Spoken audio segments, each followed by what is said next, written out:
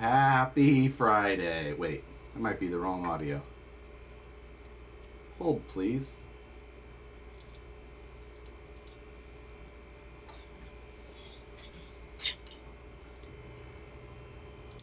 That should be the right audio. That should sound buttery, smooth radio voice. Let's see how that goes. Happy Friday. I hope that you all had a week. Good or bad, it's over, almost, or wherever you want to say that it starts or finishes. I don't care. It's the weekend. Your weekend, my weekend, whatever it happens to be. Check in where you're watching from. And were you, did you toy truck this week? So, yeah, where's the entertaining one? Nicole is back in Kansas City. So she went back. One of her best friends is having a baby shower for her first little baby. So Nicole couldn't be more excited for that. Gonna go spend some time back there. And that. My desk is a mess because I just walked in the door. It hasn't been touched since Wednesday, basically, because I've been working on the base camp. But when I say I've been working on it, it means that I haven't touched the truck because I've been in CAD mode. So no, Nicole, I'm out. David. So I am in full planning mode for this base camp build. And you guys saw me do jigs for the Porsche, possibly, if you watched that. And if you did, you saw that I had done some stuff with jigs that I hadn't done there before. And I decided to try and take it a little bit further this time. This cage is more in depth than the one for the Porsche was. So I'm trying a little extra. We're trying some things that are should be fun.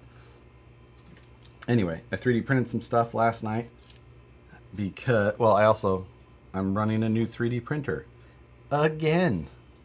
The Prusa, if you guys remember, had a catastrophic failure. I needed to order parts. They weren't in stock, and then I just kind of put it off. And then I had that Ender 5 show up, and it works. It's the S1. It works, but it just wasn't printing as well as my Prusa, which kind of was to be expected. And then Matt started running that Bamboo Labs, so I was like, all right, we'll try it. So now I've got the well, I guess you can't see. That's the Ender 5, and right behind it is the Bamboo Labs. So I got about 6 hours of printing done last night after I got it. And, running through initial setup, first test prints, yada, yada, yada, and started printing my fixturing for this project. I have not finished all of the design side yet for the jigs, but we're almost there. So I'll run you through a little bit of what my plan is. That over there for the moment. So this jig here, this is the rear section of the cage. Here's our chassis here. This will be back here. Now, this isn't what it'll look like. The tube profile is right in the jig there. But this will allow me to bend it and then perfectly match the radius, make sure everything goes together. And as long as it fits that, and then it gets cut to length perfectly at the end of these jigs. So I know exactly the length that I need as well.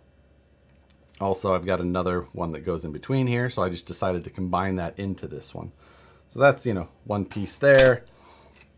This one here is my grill hoop template. I just embossed the embossed the name of the jig right into it. So I've done that over and over and over for, I think I've got 15 jigs and fixtures, not including ones that are mirrored like this. This is the A pillar is right here. That's the top of the roof line. So this actually will be right here. So the down bar at the bottom of the windshield goes up, kick. So left and a right and a left for those. Just keeps going. So anyway, that's what I've been working on, and I've got all of the jigs now completed to start bending and cutting the tubes to length. From there, I need to finalize the prints for the actual assembly fixtures, which I think will probably be somewhere between 4 and 6 additional jigs. That'll be much larger. And yeah, kind of what I've been up to. The platform here, I haven't really touched. The only thing that I've done really that I haven't covered in video is that I swapped the stock 95mm shocks off for these 80mm SADs. Gets the ride height way further down, and it looks so much better than the super tall 95 mils.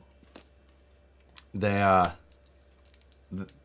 was my first goal for this thing. I was like, it needs to be down. Why did you go with 80 and not 90? Because 90 would be too tall. 80, if you went with 90, it'd be 10 millimeters taller than this. So the 80s give it's still up there. I mean, it's not flat by any means. That's with an 80 mil shock. So a 90 would have been 5 millimeters shorter than the stock one. And to me, that was noticeably too long. The other thing I could do is take these 80s and put the -5 rod ends on, so that I would still get the travel of an 80, but the overall length of a 90 or of a 75.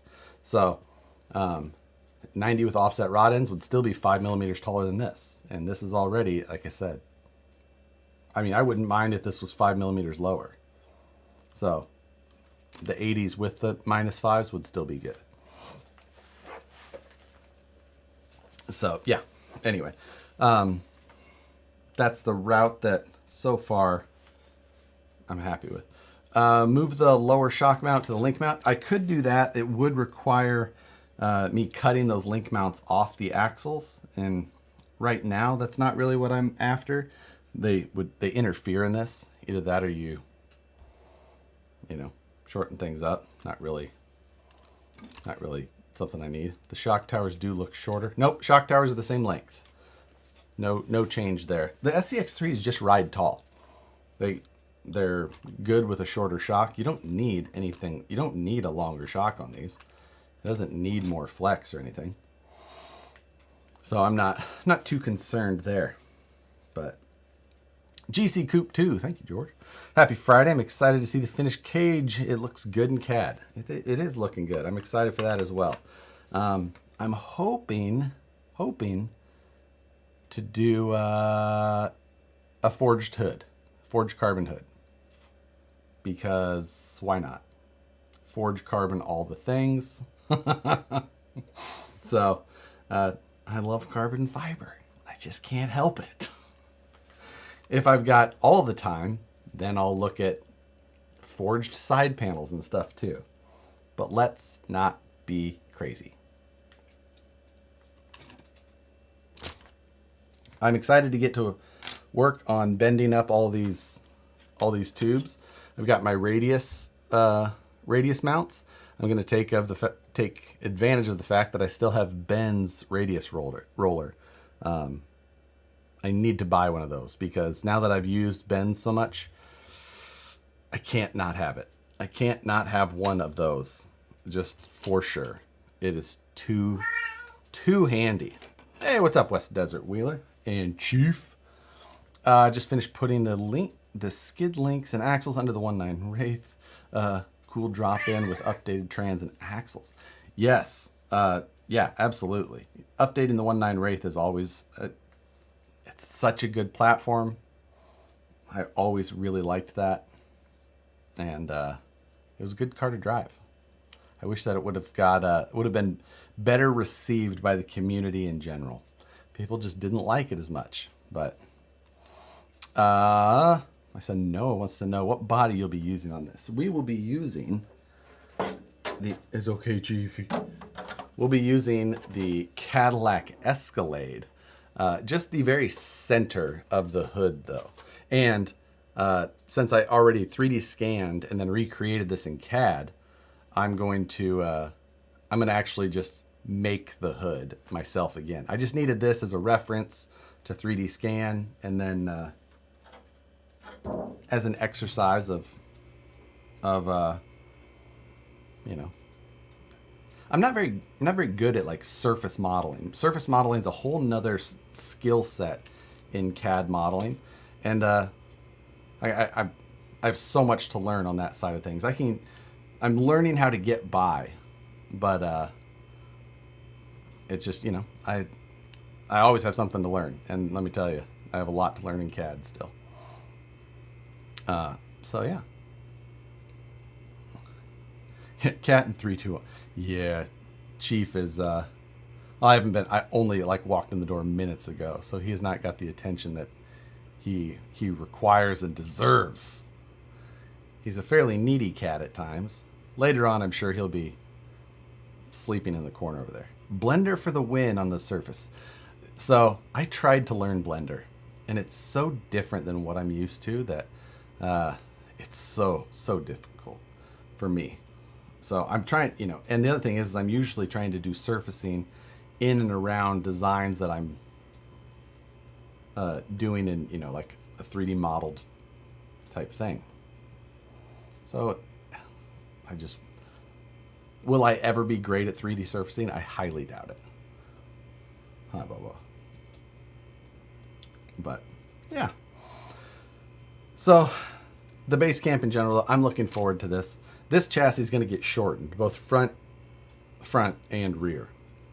Probably going to cut the front of the chassis off right up here, just in front of where the shock towers and maybe panhard mount are. I might cut off one of the 3 mounts of the panhard just to make it work.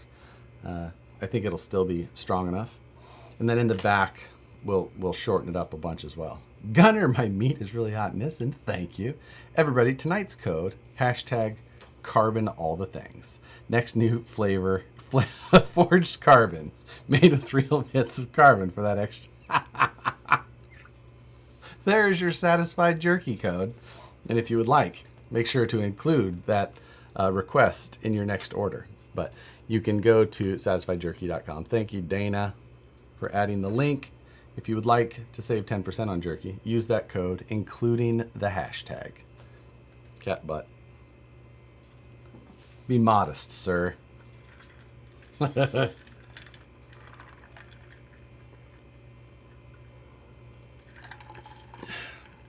Josh, is it just me, or does that motor look canted? No, it's perfectly straight.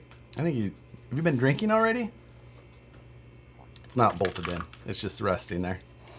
So that needs to get bolted and attached, but I didn't do it yet because of lazy. Mainly because of lazy. Also because I still plan to do a bunch of welding around here, and like I don't need the extra wires in my way already. Any plans to release the files so we can build one like this? Num, it's a great question. I almost put it up on my Wednesday questions, and I have concerns, and like maybe it's not, I don't know. My concern is that these type of templates here could work for any of you. Bend it, make sure that it fits, cut to length, and then you know you have your tube perfect. But then my larger templates that like fit everything together, like I'm welding right in those.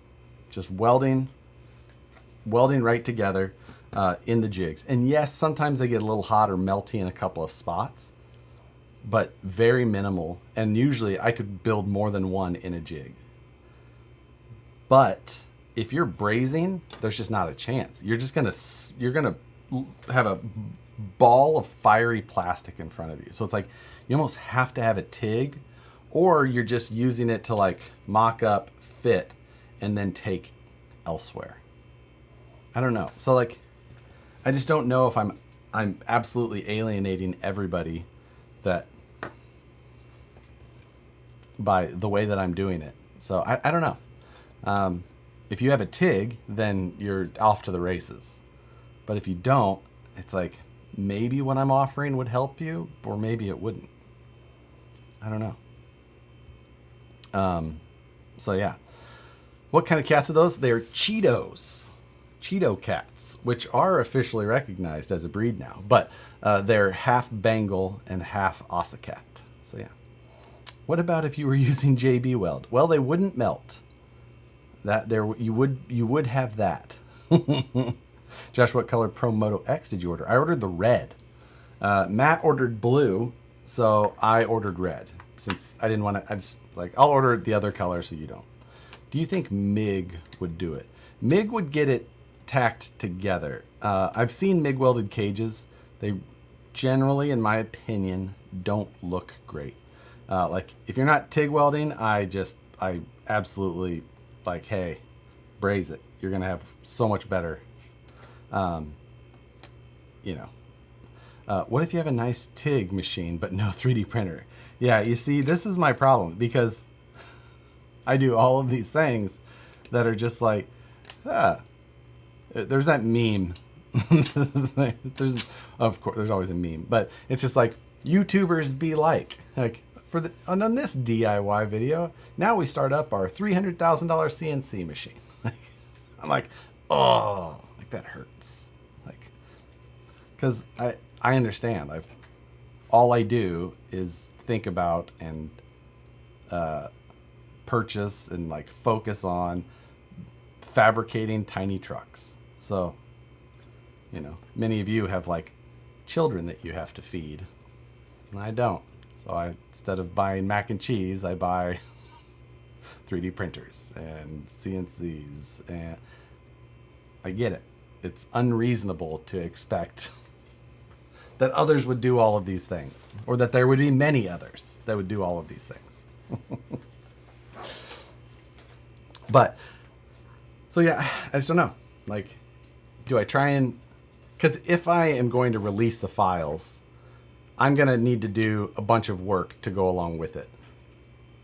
To like make sure that it's documented. So it's going to be a lot of effort. When it's just for me, I'm just like, I know what I'm going after. I don't need to like get all worried about things being perfect. So it's a difference there. Otherwise, I'm going to release a bunch of files and people are just going to go, what the hell is this? So I don't know. I'm torn. I don't know what to do. But you don't buy mac and cheese? I don't think. Nicole buys risotto, which is kind of like fancy mac and cheese. Right? Or is that rice? I don't know what it is. It's good, but I can buy all the tools, but I can't seem to find time to teach myself CAD. Now, you see, like that, I can get you past. I can give you the stuff that you don't need CAD. That's rice, lol. Okay. It has cheese in it though, right? And it's kind of like... Yes, we are empty nesters. I'm with you on that. My trucks are right. See, like I mean, why is your Fusion mounted that way? Does it not? Oh, it's just not it's not mounted at all. It's just resting there. Like I said, I'm gonna have to do some welding in here, so I didn't want to have it in all the wires and crap in the way, so I just had it set in there, and it doesn't need to be. I'll move it over there because that's the second time we've got that question. Could you make the templates that can be printed on paper like the others on your site? So those type of templates actually take me way longer to create than these. That's why this method is so much better and easier for me. Because for one, with like complex bends, I know exactly how this is. With the paper templates, I'm like making multiples and I'm like eyeballing. These I can create so much faster and they're more accurate for me when fabricating. So that's one of the reasons why you don't see me doing the paper templates anymore. It's faster and more accurate for me. And my RC trucks replace the kids' college funds. Yeah.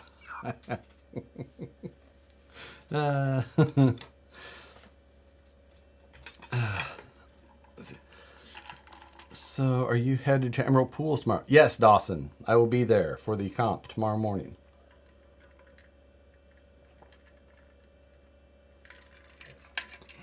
I'm going to try and head out early. It's tough for me. Early is my least favorite time. Just got my trucks of freedom. Am I happy with it? Am I happy with what I got? Excellent. I'm glad to hear it. Gunner, I've got 2 3D printers still in boxes. A TIG I haven't put power to yet. A couple benders I've yet to use. I like to buy the tools, yet I don't seem to use them. That's one big mixed drink. That, sir, is ice water. I just did not feel like 2 cups. So, it's the fire extinguisher tonight. So, you know. How long is Trucks of Freedom going? Debating grabbing one. Oh, man. I don't know.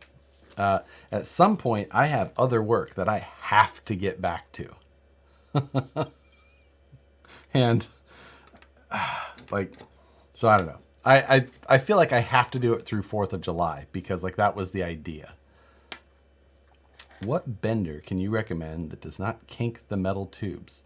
Velocity. I am using one from Oaken Shield Productions. It's Oak, O-A-K-E-N Shield, one word. Oaken Shield Productions. He's on Facebook only, I believe.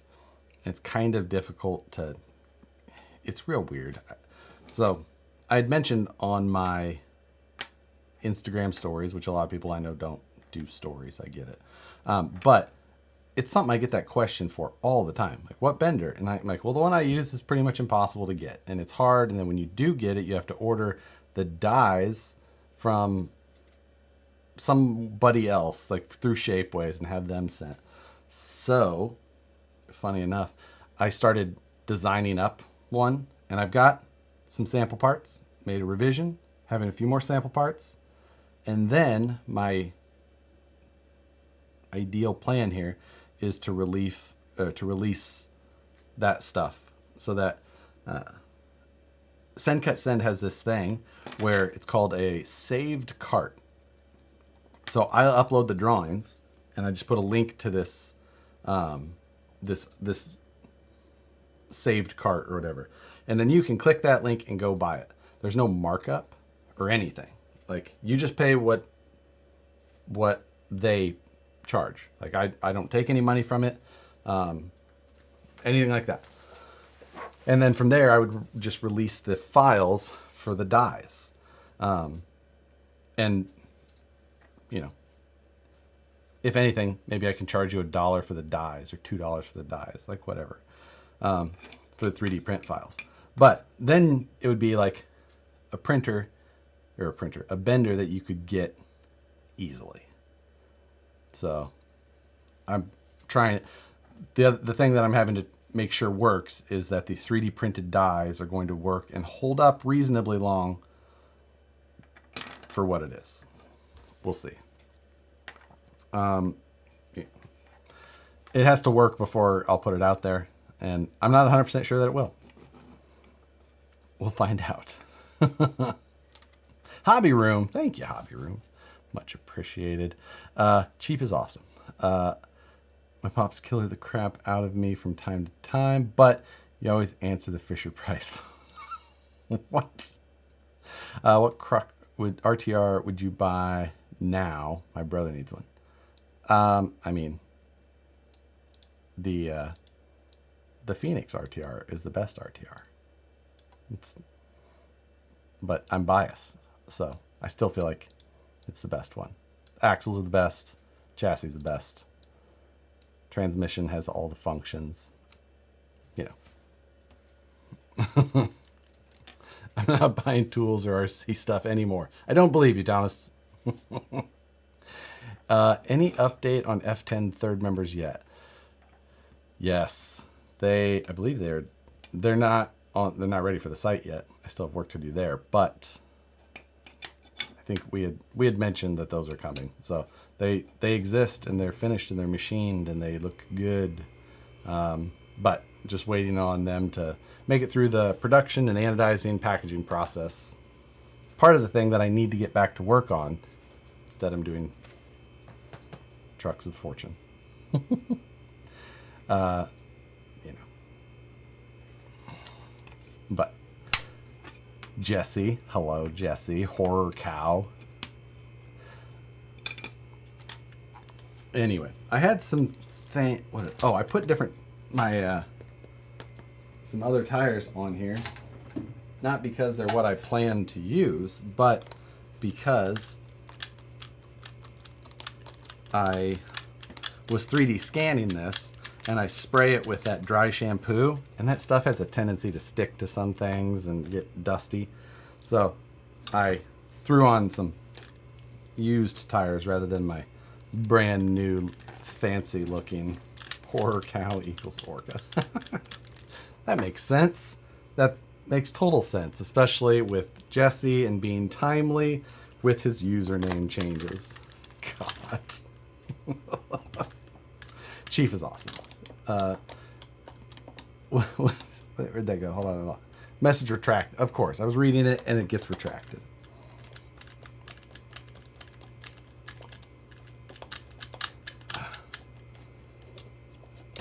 All right.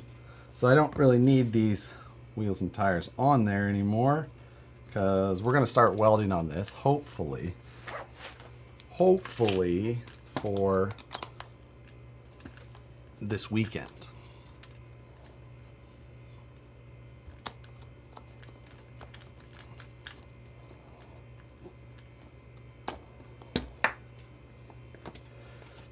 I put the Reefs 888 servo in there. That's the one I'm going to run in there. I didn't install the motor because I don't want it in the way. But the servo I needed to make sure that I had the proper clearance for the design.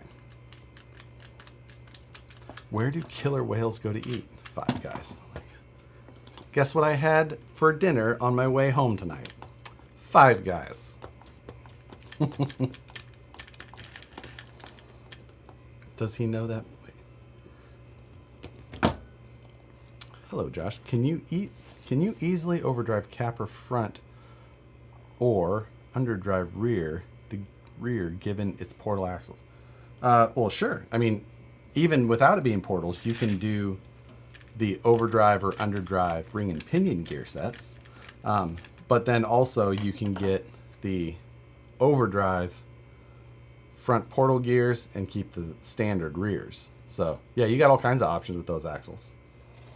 So you don't need these tires. You ate Five Guys? Guys? Wow, sus. $30 for a meal.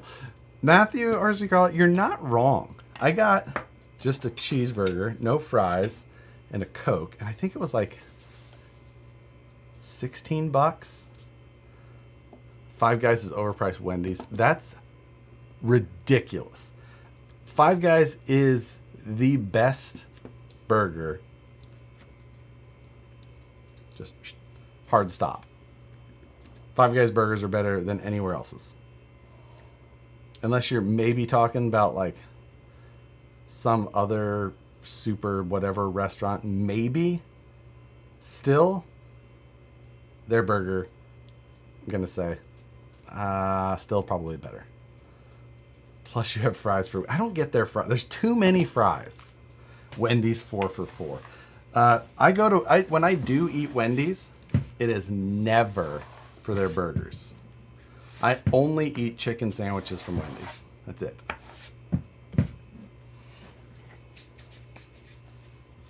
In-N-Out. No. In-N-Out, a good burger. Double with hot peppers. With the spread. Solid burger. Great choice. But Five Guys, far superior. Red Robin, get out of here. Get out of here with your Red Robin. Teriyaki or a Hawaiian burger from there, whatever. Solid choice. I enjoy it. It's not as good as a Five Guys burger.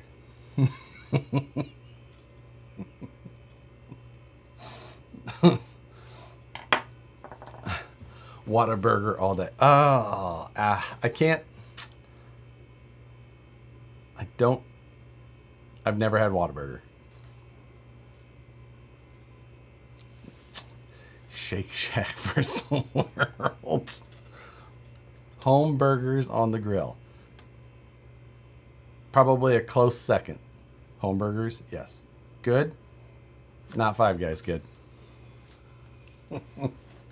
So, you're welcome. God, I'm going to sneeze. All right. I do have to figure out if... I think I can do some disassembly on this thing. Things that I know are in the way. Like these rear bumpers, these front body mounts, stuff like that. And get them out of here. Hobby room, much appreciated. Chief is annoying in the same way as an 8-year-old handing you Fisher Price phone call. You answer it without flinch. You have to. There's no way around it.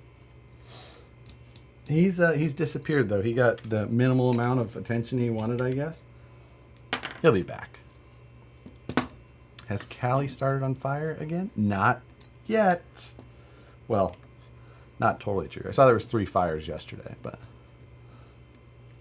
they were little guys. Just little ones. Let's pull all this stuff.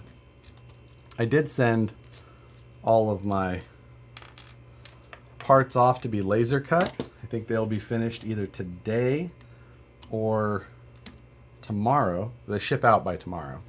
So I'll have those Monday.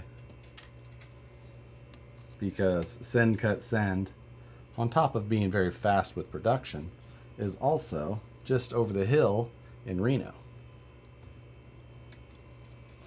I can't walk into Fuddruckers. Damn idiocracy. Exactly the same thing, Lacos. If I hear Fuddruckers, I immediately think of Idiocracy, and it can't be anything but that to me. So, even though I grew up with a Fuddruckers nearby, and it was right near 72nd and Dodge right there in Omaha, on the, what would that have been, the southeast corner? Pretty sure that's been gone for many, many years. But Ed Camino, good seeing you back, sir. Hello, sir. Been a minute. Picked up another Phoenix and going to do an Origin body. Nice. Picked up the body and tried to get aluminum axles, but are out of stock. Will they be up anytime soon? D44s, yes, if that's the ones you're talking about. I know that I've got those. I've got housings done, and I'm just running diff covers to catch up. So, yeah, those are a constant thing. Currently, still all parts running in production for those. So those keep good. Those go up. They go up in batches, and they do sell. So just FYI, you just got to watch for them. Josh, for the capper, would you underdrive, overdrive the portals or the ring gears? I mean, I would probably do... I'd have to look at the percentage change for each one and figure out where I wanted to be. But I would probably underdrive the rear ring and pinion first so that I lost as little overall reduction as possible. Since that would increase it. And then you could do a little bit in the front and get a good delta on that. So I would start with a rear underdrive ring and pinion set. What is Fuddrucks? Fuddruckers.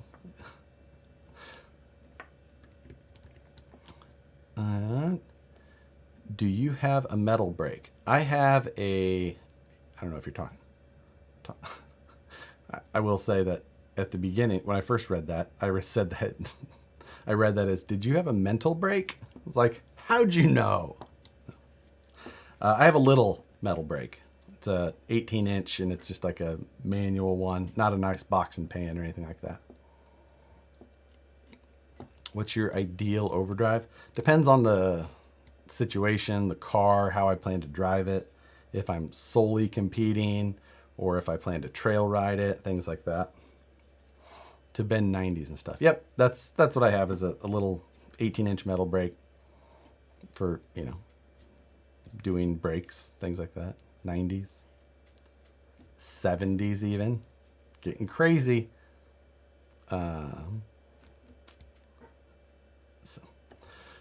yeah. What is the shop tool you don't have but really want? Ooh. The first thing that I think of when you say that is I wish I had a stomp shear, but they're so big and their stomp shears are expensive.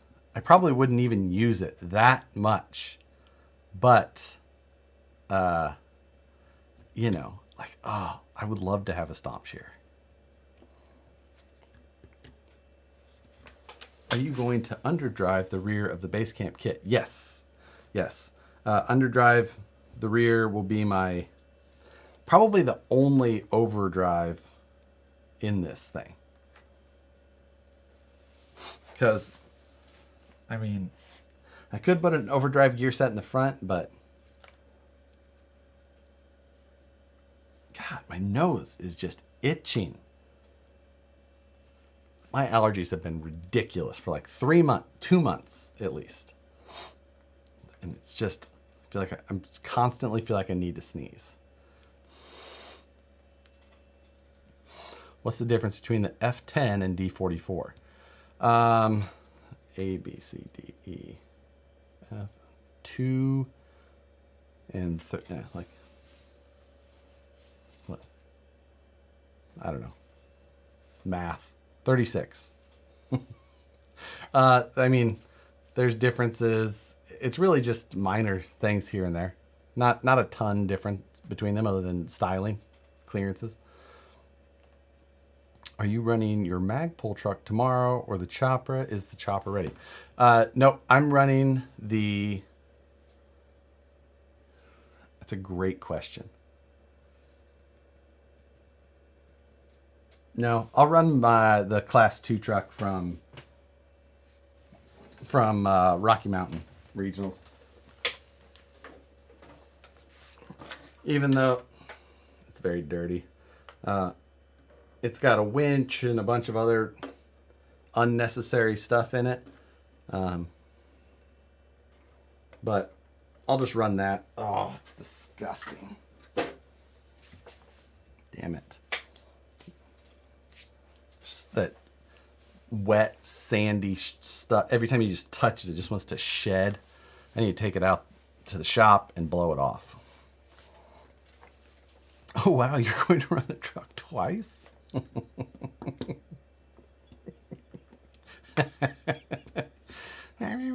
When's the Class 2 video coming out? Ah, yes. It will come out. I just need to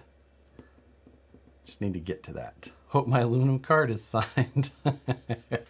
I only signed one of those. That was it. Only signed one.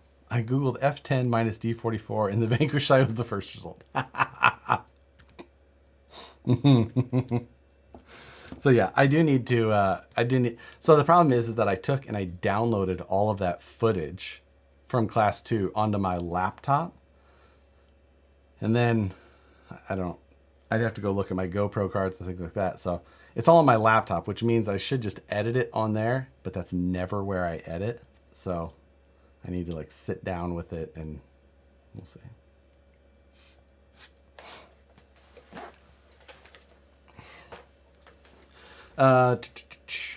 What's it?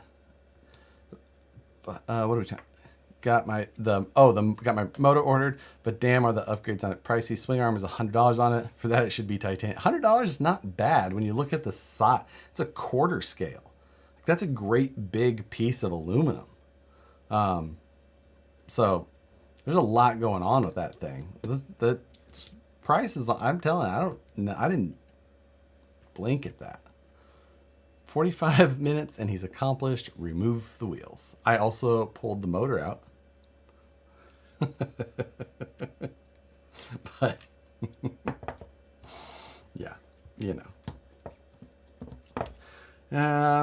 I mean, I don't really know that there's not much I can get done on this truck tonight because everything I need to get done needs to happen out there. So in reality, I just needed a topic to put in the discussion, and I can either say I'm going to continue to get ready for Axialfest and turn this stream off, or I can sit here and BS and just answer questions. So that's what I'm going to do instead. Yeah. Put a gyro from the MX bike on your comp crawl. What's up? Come here. You're so loud. Come here. Put a gyro from the MX bike on your comp crawler. It would be interesting. That thing looks, I'm so excited for it. It's such a cool bike overall. They did such a good job. The flywheel nut. Will we see a VP swing? No, nothing soon. Yeah. Come here.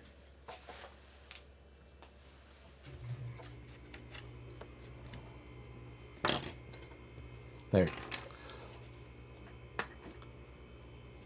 You good now? You done yelling? You gonna look outside?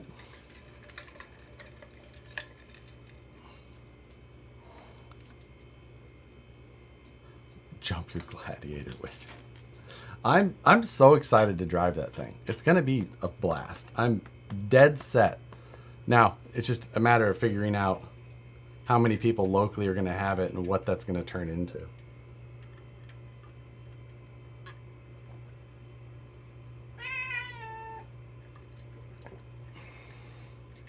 Come here, then. Come here. I'm glad I didn't pre-order the Supermoto wheel set. The coupon is for 50% off. Yeah, not a bad deal. Love to see 4 or 5 on a short course track. Yeah, I'm thinking Supermoto parking lot style. Weld up bumper mount bike rack for the SCX6. That will be very far off scale. That will not look good. It will be... there will be people who plan on that, but it will not look correct. At 1/4 scale, the difference between fifth scale, 6th scale, and quarter scale, huge. What was the price on that? $5.99. It's $5.49 for the, ready to run, or $5.99 if you want the battery and charger combo. Nathan Worth, thank you, sir. Hey Josh, crawling is my first love, but I also bash and speed run.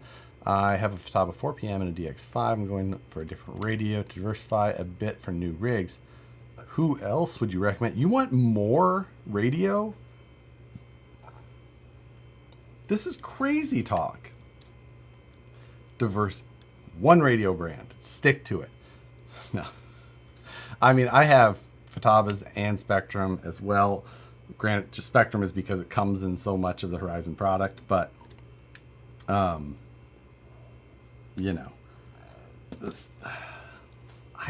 just trying to, if you're going to diversify, God, who else could you get that's, I mean, if you're already running nice radios, I would stick with them rather than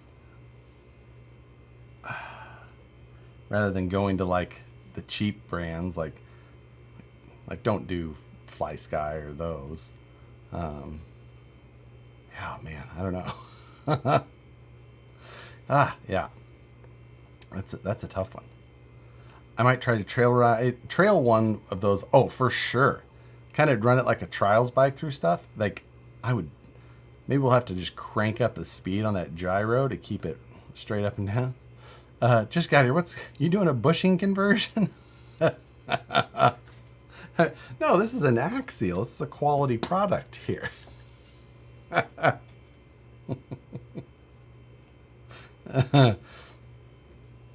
I swear. Smart charger. It is if no one else is, if no one is, you're kind of working with, you've got that level there. Now, I mean, you could go 7px, 10px if you want, more stuff. A lot of the speedrunner guys are running the Fatabas, but they're running like the booster sets and stuff as well. That's probably, with the speedrun stuff, that would be my next thing. So the Fly Sky GT5 works good for it. Yeah, there's just too many issues with the Fly Sky stuff. A lot of people have okay luck with them, but you go to big events or races, things like that, you're not especially once you go, I'm just saying, it's worth it. Just go to grab one of the big radials like that, and it's just a good experience. How's it going, John? Just got the body mounted on my mullet. What was I've got a Zuku or Zoku chassis set coming for a Phoenix. We're going to try that. He reached out the other day. I was like, yeah, sure, I'll build one on a live or something like that. So I think he's going to send one of those. We'll throw it on a Phoenix and see how it goes. I'm going to start training to do the Scale Ultra. My friend said, remember, you're a tank, not a rally car. Well, there is that. Yeah, and just remember also, if you're going to do the Scale Ultra here at Axialfest, not a big deal. Just also remember, it's like at 8,000 feet of elevation. So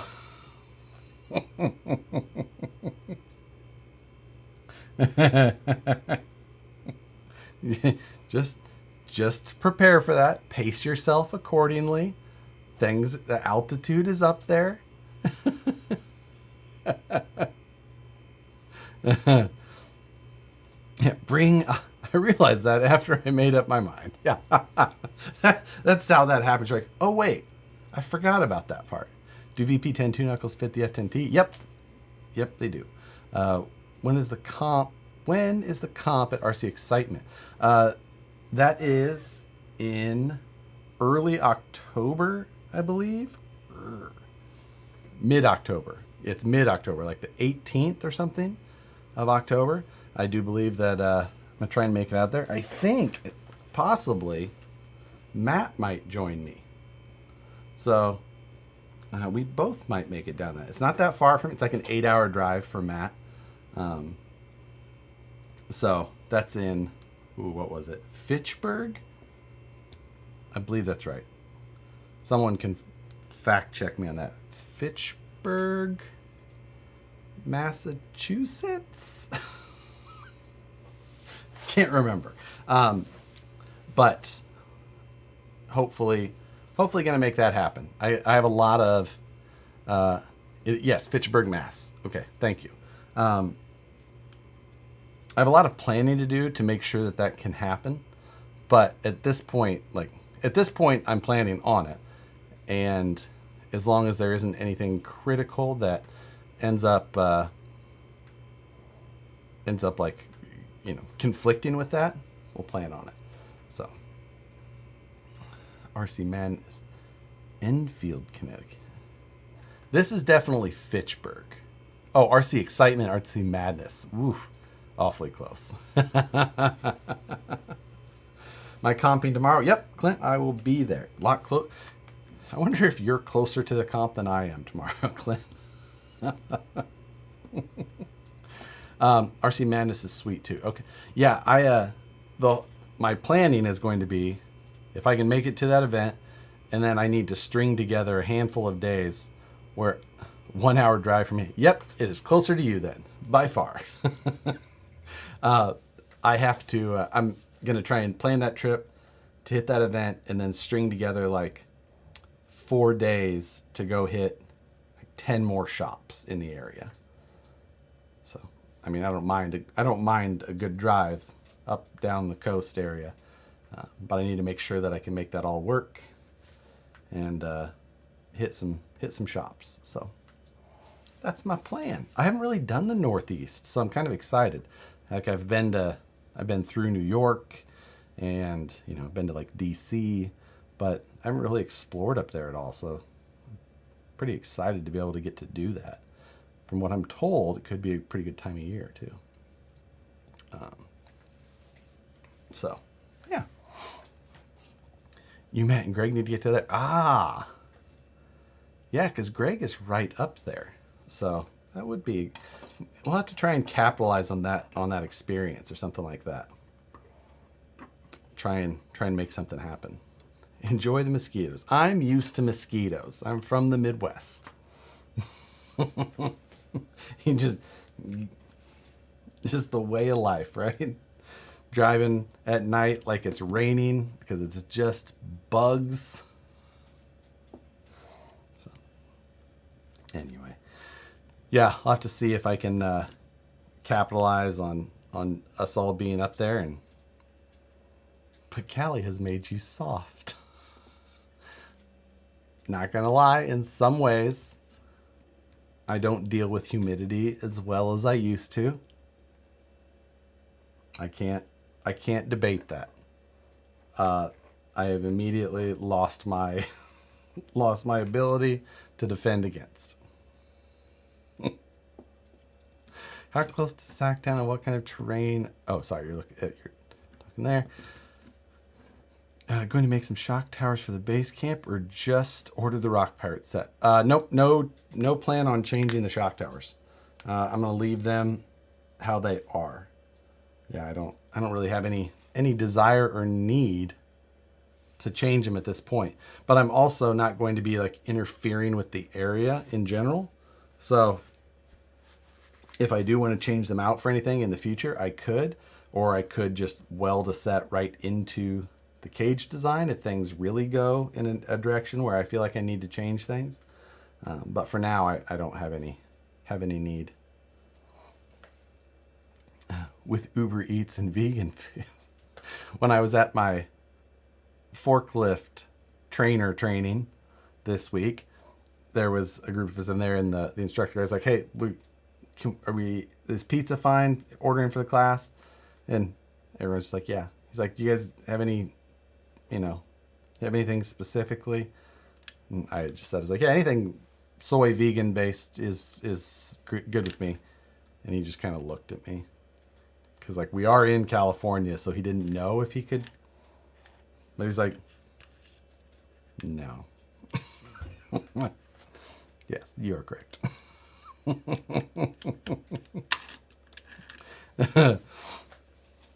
So, yeah, he didn't know. I could tell he couldn't. It was early in the class. We were trying to figure out what they were going to do for lunch, and he didn't know. Can I say? Because in general, the class, you could assume that you wouldn't need to cater to anything specifically.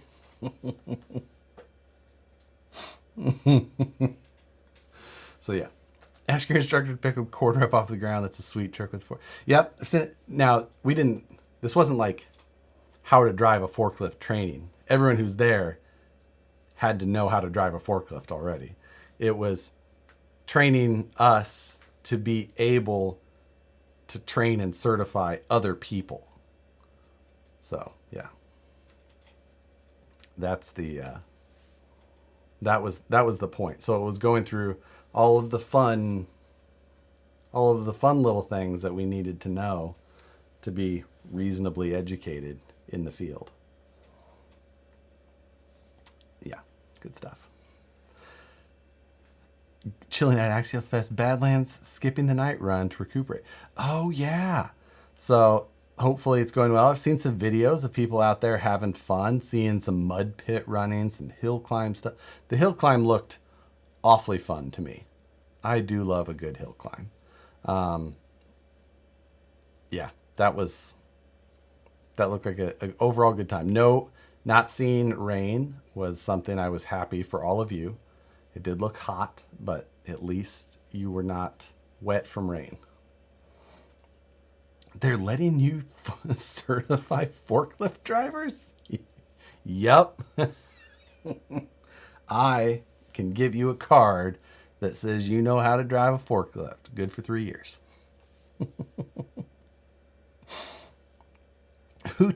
But who trains the trainers? I bought my first flat rail chassis this week. Not sure what drivetrain to use though. I got a Sherpa. Sherpa, yep. F10 portals, great choice there. For the trans though, you could use the Tulo from TGH. That's a solid one. You could also use the TGH transfer case and then do a forward motor mount. Lots of good options there. Can you include a forklift operator certificate in my Trucks of Fortune? Trucks of Freedom, Trucks of Fortune. Megan Trainer is the trainer of all trainers. The brakes went out on forklift at work 2 years ago. I adjusted a row of lights and put a clock through the office wall. So yeah, we saw some pretty scary videos of brakes not functioning properly on forklifts. Yeah, that was part of our training. The pre-shift checklist is a thing. So yeah, those videos are awesome. So our trainer was just like, all the good videos get taken down, but this one I had sent to me by the guy's company who this happened at. So he said not to tell anyone where it came from. But then, and the trainer looked at me, he goes, but you'll see why that was stupid. And he turns on the video, and the name of the company is plastered on the side of the truck that's in the background. He's just like, so yeah. I watched a guy slide a forklift into the corner of the supervisor's office while he was in there. I watched the owner of a particular company hit the wall with a forklift while texting. Not saying which company, just a company. I've got a 13,000 pound forklift here with no brakes. My dad used to drive it all the time like that. He was raised in Tennessee. So yeah, they're just like, it's fine, just put reverse. Like, huh? What's a good brazing rod? Go check my video, the intro to brazing, like cheapest way. Like I list it all in there. Basically, you want the Harris 45 flux covered rod or the coil. So check both of those out. Harris is who I recommend. And yeah. So the Hangers? Who's Hangers? I don't know who Hangers is. I watched a boss run over our $12,000 laser because he put limo tint on the skid loader windows. Well,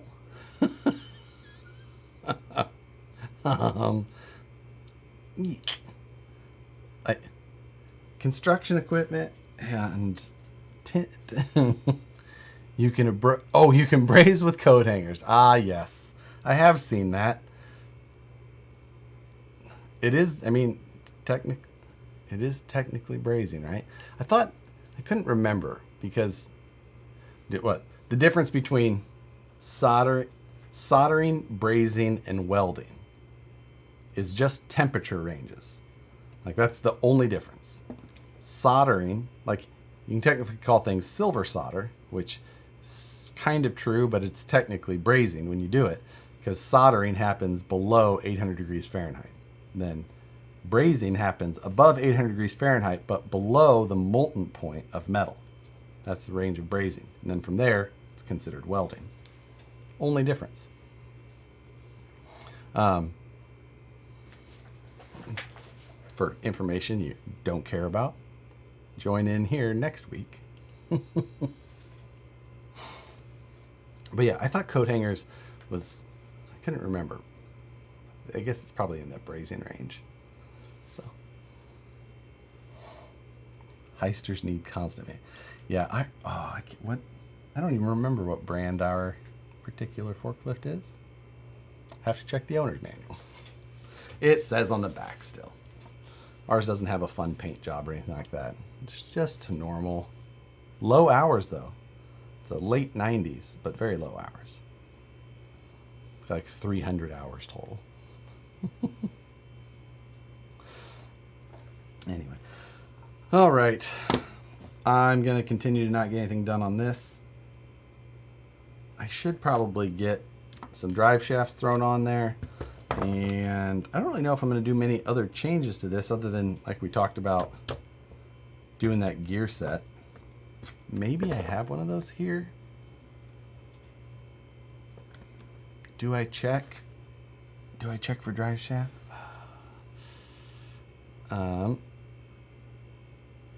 Welding melts the metals together, though. Brazing stick to different.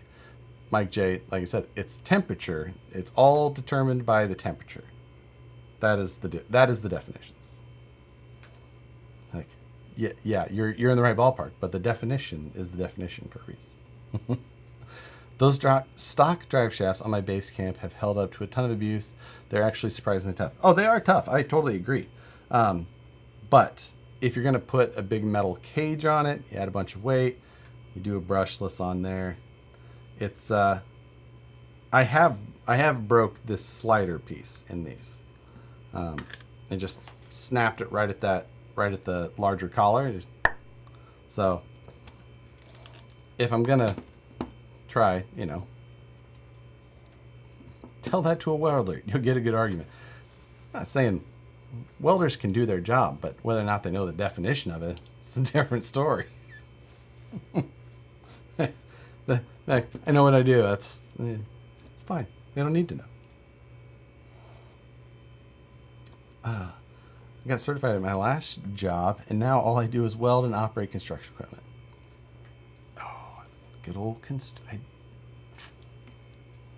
see. Flash burn. Ooh. Yeah. I think I've only had flash burn one time. One time ever, from being an idiot. Has anyone ever met a skinny Bertha? I've never met a Bertha, period. Watched a guy drive a forklift off the dock at my old job. One of the guys in my class was on the forklift unloading the truck, and someone handed the truck driver some paperwork. Truck driver thought that meant that they were all done, and he drove away with the guy still on the forklift in the back of the truck. It's like, that is terrifying. That is absolutely terrifying. All right, I'm going to check for some parts.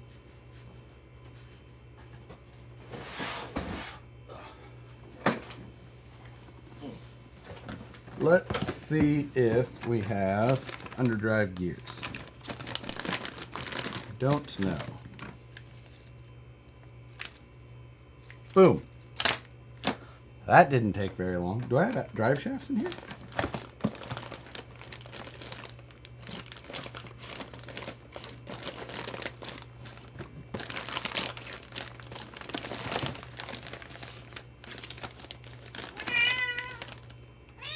What?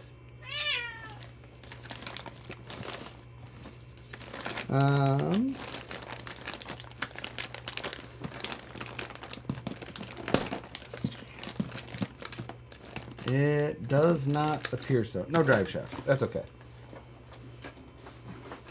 One thing done at a time. Let's not let's not rush into being all organized.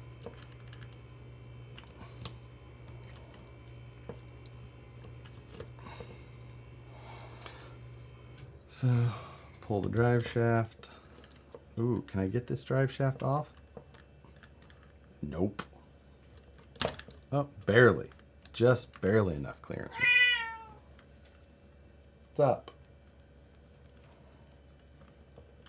I'll just pull that. I saw Trucks Freedom restocked today, so I ordered my Trucks Freedom 2 today. Well, yeah, I think I technically put them up at the end of yesterday. And I wonder if they're still there. I might be out. If so, I'll either need to work on more for the week. I know I held some back just in case, but might put those up.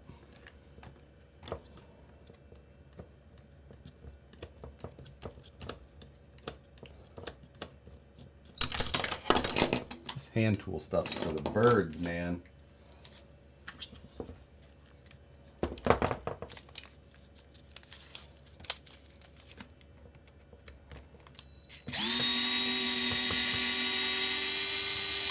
That's better.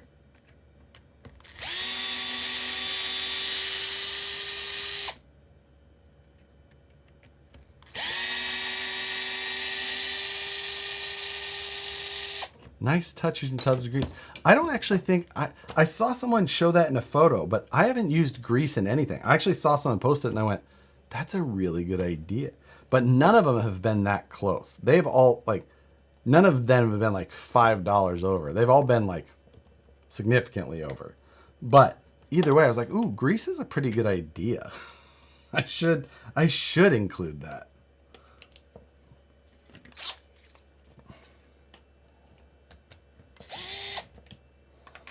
Okay, I forgot I gotta take the axle shafts out. Maybe in this, maybe in the next batch, maybe Monday. Maybe Monday I'll include some grease. Should take that hex off, but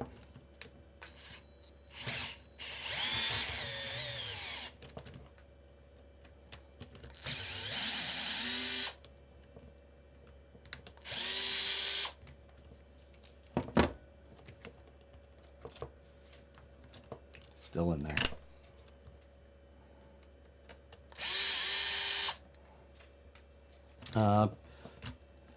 Seems like what size eclipse on the SAD shocks? I just launched one across the room.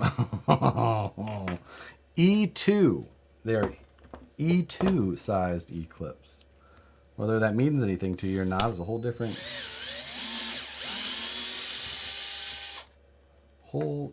question.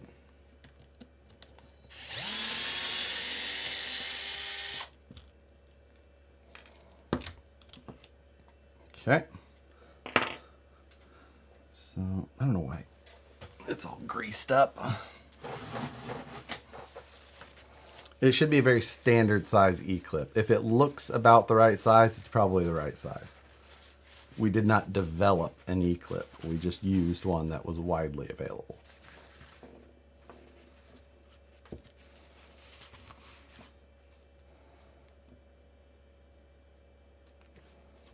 Okay. We're going to need those bearings again. Will you ever get aluminum third member CF10 portals? Yep. Soon. Soonish.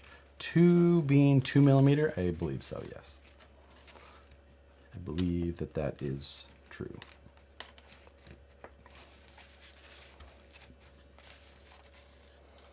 I have not launched an E-clip in some time. What are you doing to the axles? I am going to swap the ring and pinion to an underdrive ring and pinion set so that we can gain a little bit deeper gear ratio. and some overdrive percentage. Chief's over here just spinning around on the ground. It's always good. I assume that right now would be the time he'd want to jump up here while I have something just greasy in my hand. He will be my shop buddy from time to time. He'll just hang out on the floor. Feel like he's part of the gang. Jinx. Give him the Cletus card to chew on. He was awfully interested in that. Although I feel like that can't be good for his teeth. He's got room to play now that you clean. Yeah, I can see the floor in here. I don't have to like sea walk into the room to get around stuff. Like I could walk in here with the lights off even. Crazy.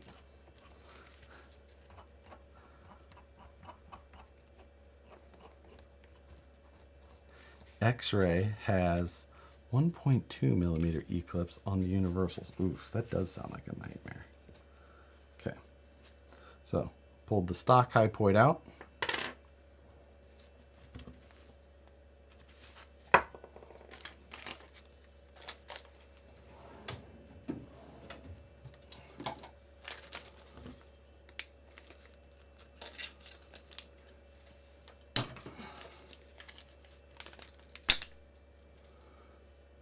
New hypoid going in.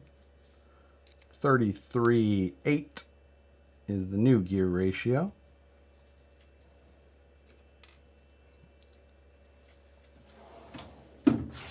Grab a little Loctite again. Amazon account got hacked and they ordered 2 iPads. Now my bank account. Oh. Well, hopefully they get that freaking reversed ASAP. Ugh. That's wild.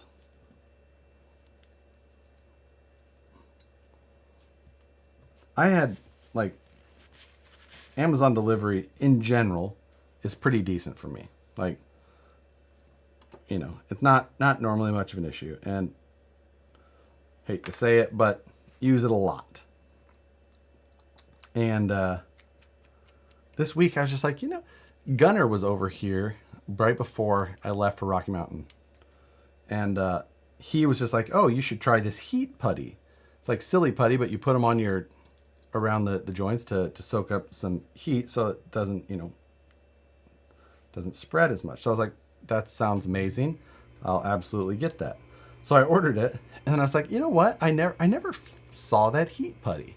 Looked at my Amazon account. It's like, said delivered on Monday. I was like, oh, well, that definitely didn't arrive. So I had to go, say it never came, tell them to issue me a replacement.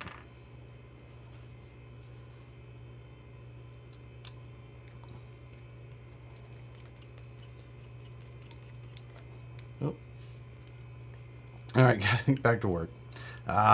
Work deadlines. Yes. Well, you have fun with that, Pablo. How's the backside after last week's beatdown? She was absolutely out of hand with that silly thing. Ridiculous lady. That's why I had to send her home. Like, nope, you gotta go back to Kansas City now. I was just like, what? Oh, yeah, now I remember.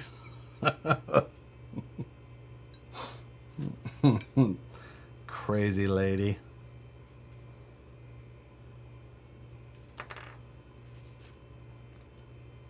All right. Damn Nicole for she's ridiculous. All right. I did that, but my parts were later found in the field beside my house, so I got extra. Oh man, see if they do that, because I have it delivered to the shop, so you leave that outside, it no longer exists. It is gone. Okay.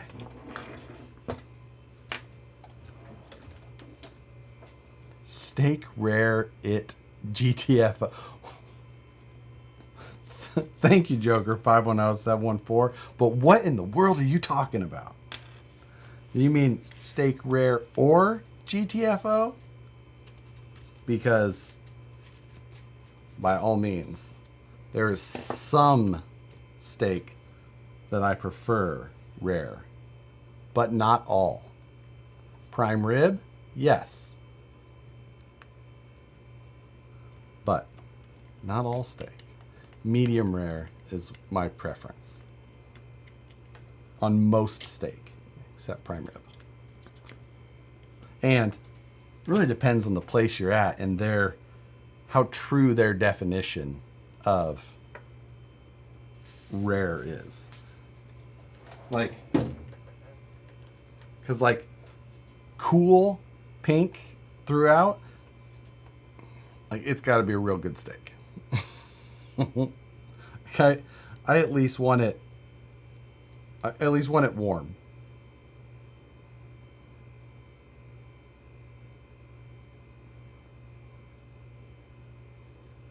Okay. Gears are greased. Back in the housing. Shove an axle shaft into that.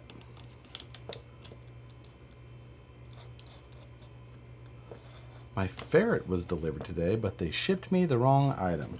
Well, I hope it was still a 3D scanner, but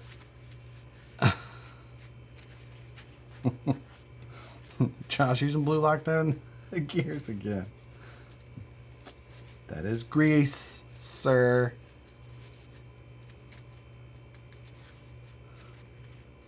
When overdriving portals, is it better to do the ring and pinion or the gears in the portal boxes? Would it affect the motor transheat efficiency? No, it's the same. It doesn't really matter.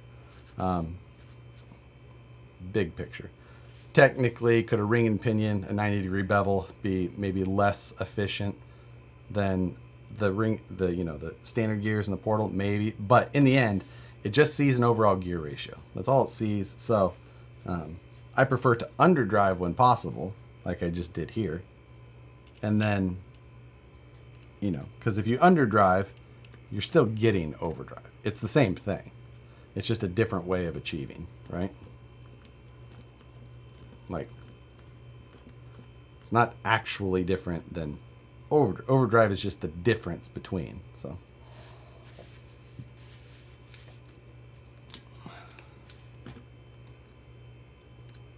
let's get these in there. Get in there.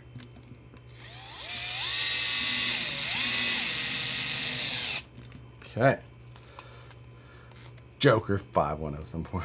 If I'm getting rare steak, it's from an establishment that if it kills me, it can pay up. Not retired circus animal meat. Agreed. That is the play.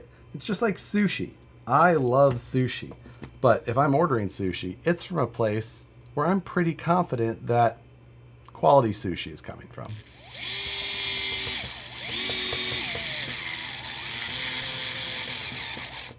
Okay. From what I hear, you can always underdrive. You can always underdrive it, but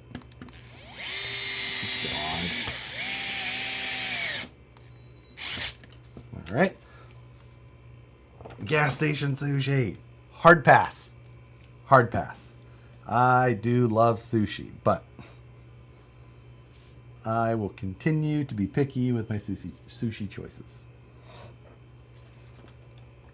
I have a pretty strong gut, but I'll push it. I'll test it.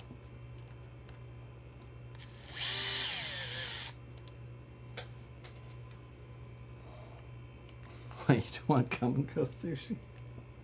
It's so funny because growing up,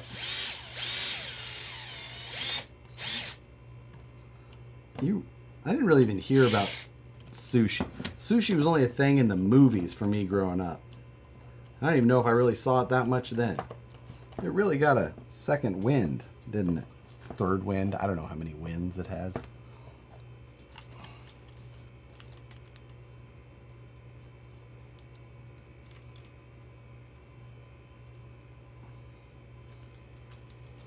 Why are you not dropping in, sir?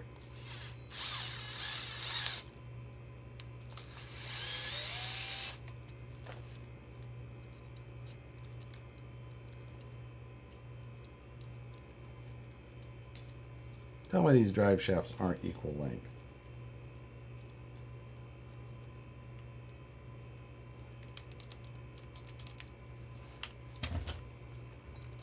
This is being a real pain in my ass. Sushi is gross. Listen. Comes from a place of culture. You gonna be at the Cone Dodgers tomorrow? Yes, I will be. I will absolutely be there.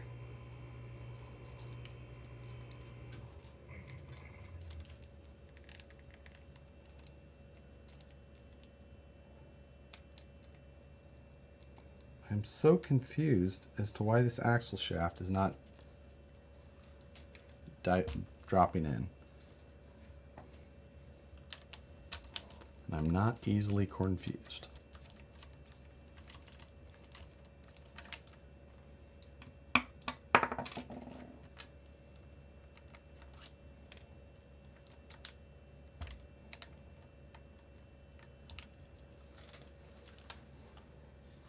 Oh, there it goes. That bearing was just being a bit of a...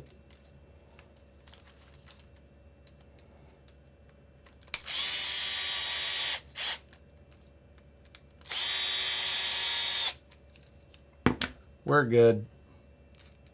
No need to worry. Call off the dogs. Okay. Throw that back on.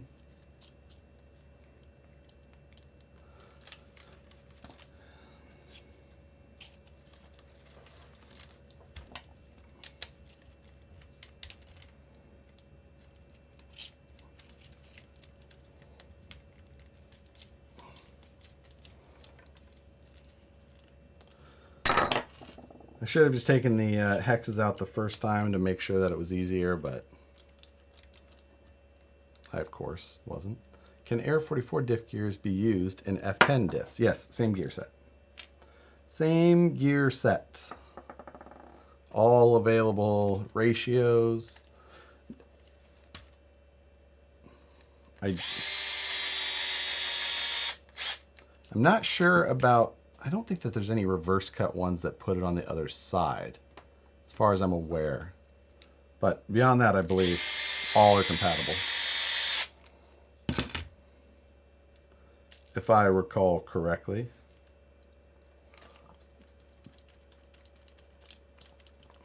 What size hexes are in the kit? 12 millimeter?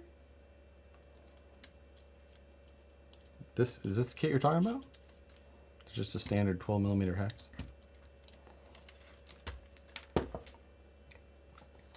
If I overdrive the rear axles, can I still take the rear? You'd want to underdrive a rear axle. You'd overdrive a front axle. And if that's the only thing you're doing is like an underdrive rear gear set, then you're only talking about a 10% difference, and you're still set. 6 millimeter or 8 millimeter? If you're talking about the nut, it's an M4 thread with a 7 millimeter wrench required. Beyond that, 6 millimeter or 8 millimeter, I'm not sure what you'd be referring to. Are you talking about like an offset? Or a thickness from a... Because like, it's not a common... thickness. These are a 6 millimeter or so, somewhere around there. That's not a common, I know that there's some places that talk about like, aftermarket ones that way. It's not a great aftermarket. It's not a great term because most hexes don't always have that same offset from a through hole. Like these hexes use a set pin that goes through. So that's different than if you just use a pin that backs up to it, because the offset would be like 1.5 millimeters or so more. Yeah. So yeah, it's just not a super common thing that those are referred to in that way. All right, I'm gonna phase these drive shafts. Slot is straight up and down.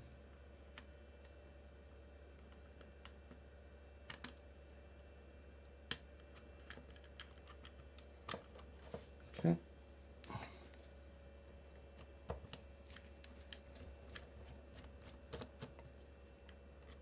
Are you getting to go to Axialfest? Yep, I'll be at Axialfest.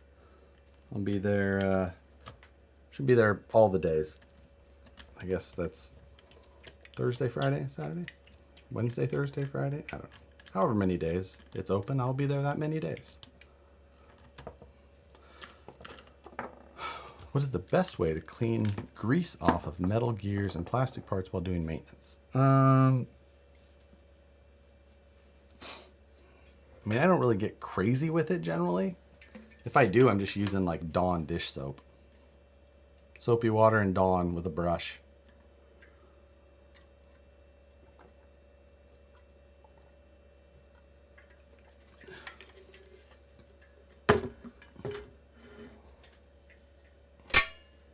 I had a laugh out of the guys thinking the truck's frame card were plastic.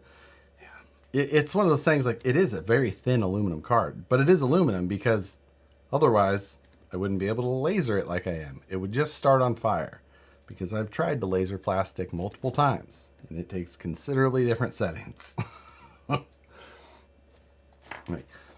I've put things in that laser that I thought I knew what they were, and then I fired that laser up and it was a fiery mess. Whoops. And then it stinks. So, yeah. Okay. Gear set is in. That stuff, that stuff.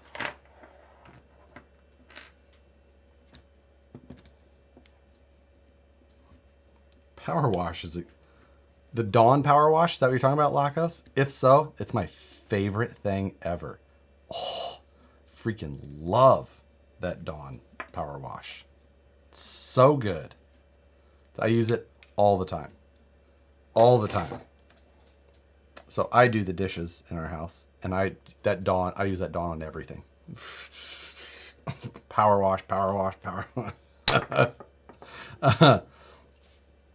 Let's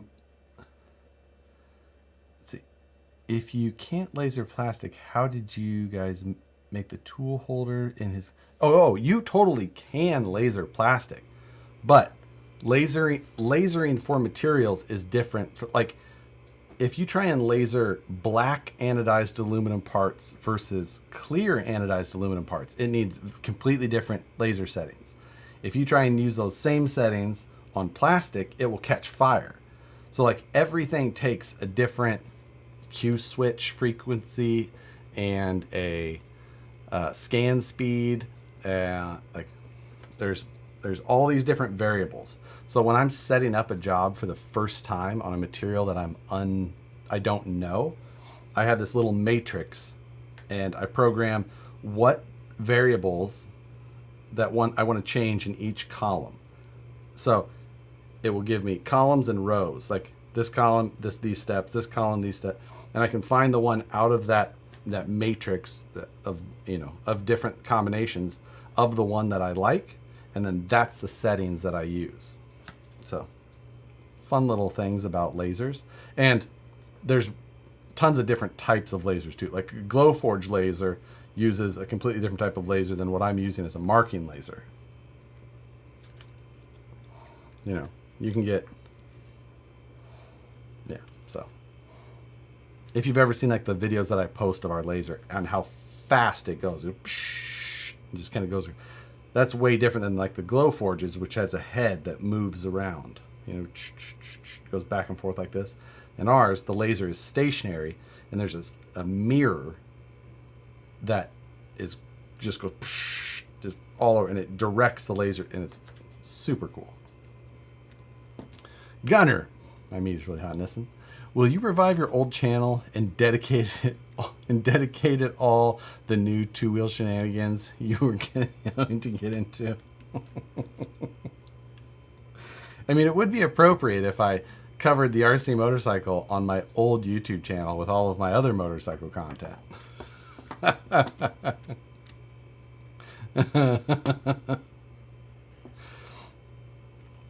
I set the wrong settings when laser etching a glass. It kind of exploded a little.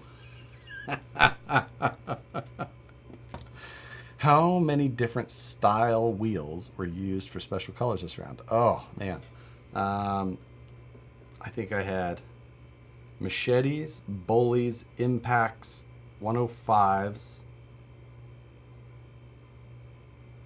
Machetes, bullies, impacts, 105s.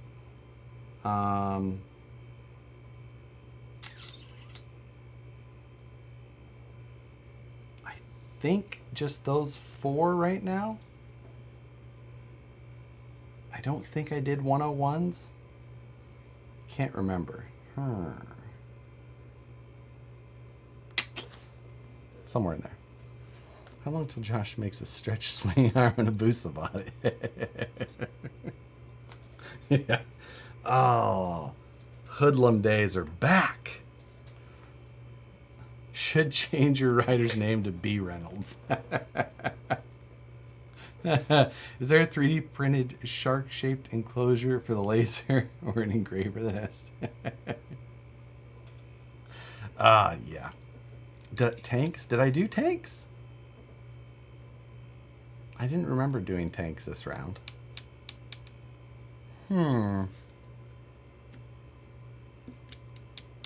Not that I recall. I could be wrong. I absolutely could be wrong.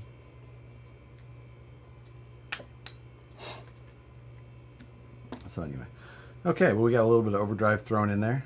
I do need to get a micro servo in here for the dig because I do plan to use that.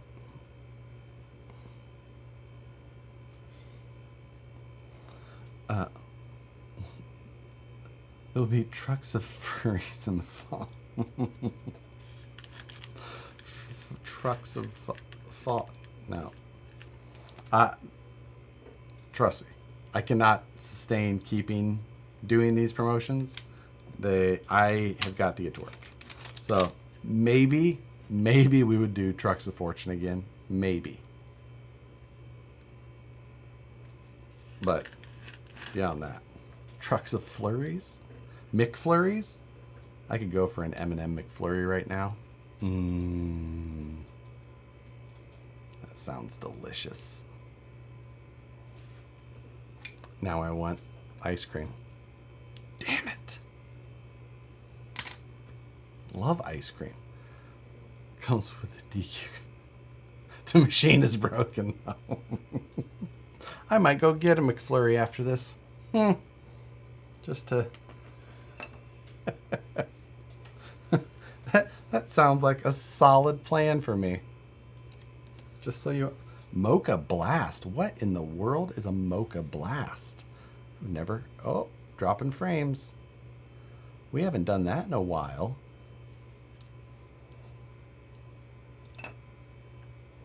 Hold, please.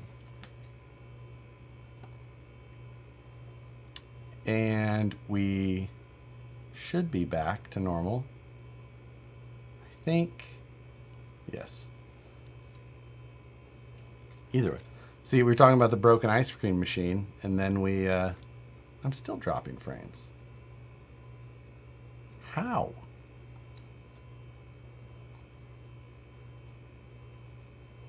Okay, now your machine is broken. I agree. Come on, stupid thing.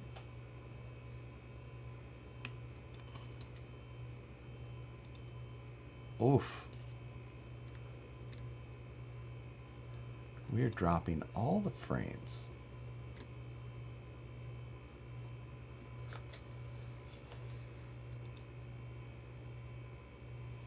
There we go. Okay. Now we're back to green. we're back. I won't talk about the MD ice cream machine. It blew up everything. Whew. We dropped 3,468 frames, for those of you who are counting. That's 1% of the frames that I've broadcast so far.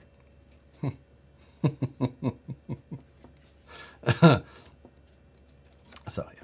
Before I ordered a shake in the drive-thru, I asked them if their machine was broken or not, then ordered my shake when she said no. I've seen Vanquish Islands on the Horizon site. Has it been scooped up like the others? Nope. They just are a distributor. So they've been distributing for a couple of years. A few years? Something like that.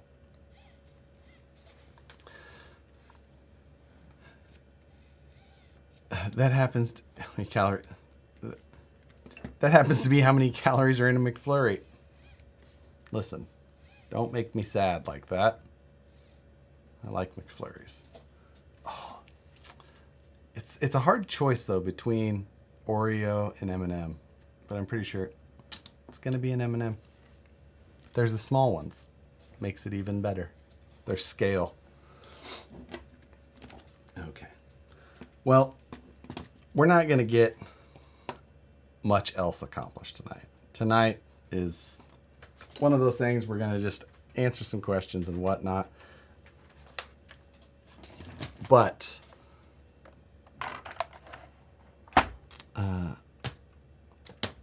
while I'm at it, while we're not being overly productive anyway, why don't I just continue to drive more people away by, I'll show you the design of what we're working on for the event. Because that always goes over so well. There's also the chance that as soon as I open or try and broadcast this screen, that it will stop working immediately. So we'll see how this goes. Hold 1 second. Open that up. F10 third members, we have discussed that many times tonight. Yes, you will see them at some point. People need, oh yes, hit the like button while you're still enjoying this part. I'll make you feel better. There are only 640 calories in an M&M McFlurry. Oh, yes. That does make me feel surprisingly better. Okay, so if this crashes, hold please. Computing. All right, I'm gonna turn all this on. We're gonna select all those. Where are these guys? Hold on. I'm just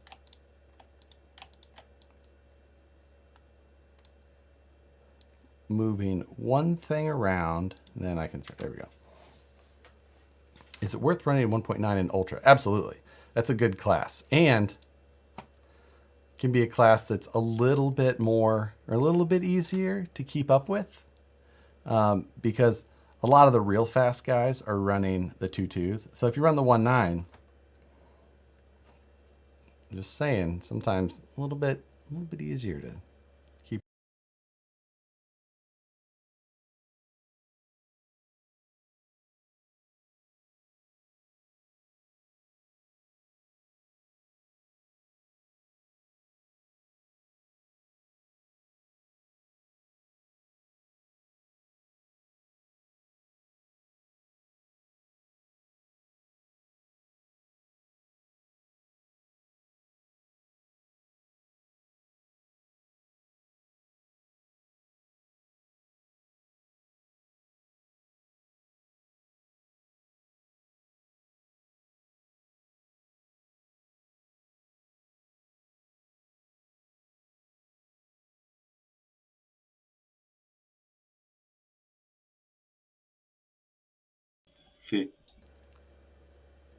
fixing the audio first.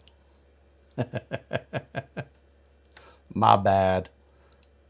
Now, there we go.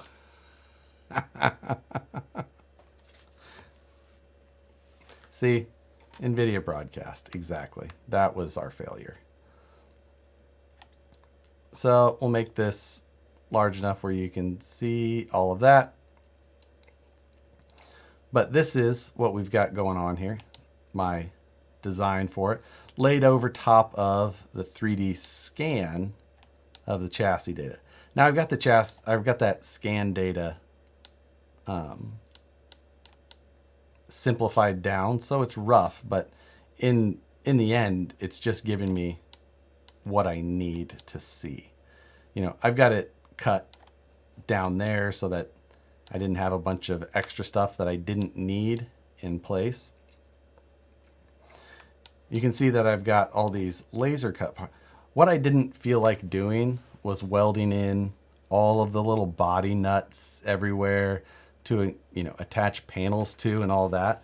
So I decided to just make these panels that will be welded in. This bar will not be. Browser. That guy. Remove. He'll be gone. That will not be there. Don't worry about that little guy. So those are those panels there. I also have the boat sides slash rocker panels, and these will kind of tab together in a way, but I made a jig also.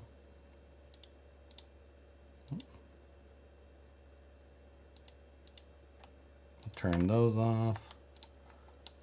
So I made this jig here that this will allow me to bolt both of these laser parts in. If I turn the scan data off, you can see this. So I'll bolt the parts into the 3D print, and then they'll be held in place, and then I can come in and like tack weld in over here and over here, and that will set the angle of those parts perfectly to the CAD model. That way I know that everything stays the way that it should. What kind of scanner did I use? For this, I used the Creality CR Scan Ferret,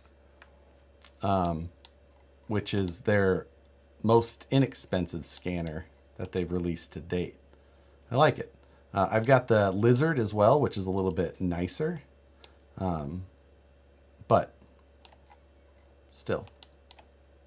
So if I turn the scan data back on, I also have a tailgate panel back there, which I cut a Cadillac emblem into, left an area for taillights with some holes to attach the whatever I decide to do back there. And then this back here, I was like, I'm gonna add some sort of like rear center mount dual exhaust exit. And the Escalade body will go over this cage.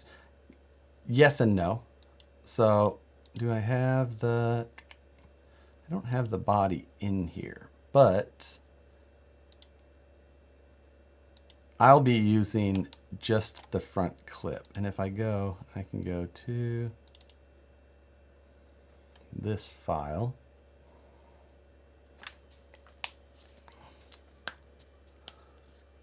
And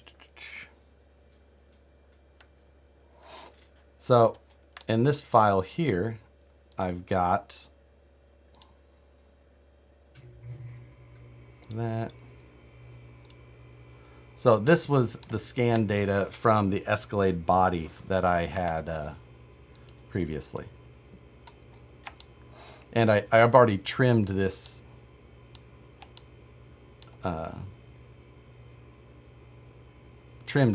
so that you can see, you know, like the section that I wanted. Granted, it was much larger when I started, but this is all I needed. And then from there, I made sketches to pull different sections out of the body. And then I recreated the hood from there. So this is the hood design. And you can see underneath, it follows the structure of the body. If I think I've got it raised up 1.5 millimeters right now, but if I lowered it down, it would pretty much all line right up with that body. So that's how I just recreated the front of the hood.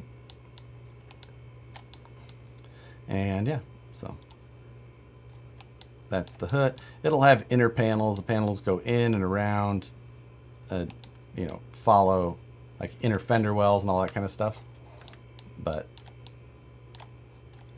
working around the base camp transmission will be a little bit of a pain in the butt, but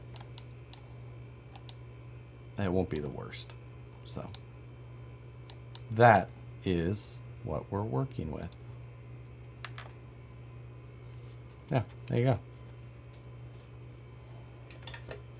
That's the extent of the CAD side. Oh, no, it's not. I forgot the whole point of what I was going to go back to it for a little bit. Hold a second. So it showed you all that, but the jigs.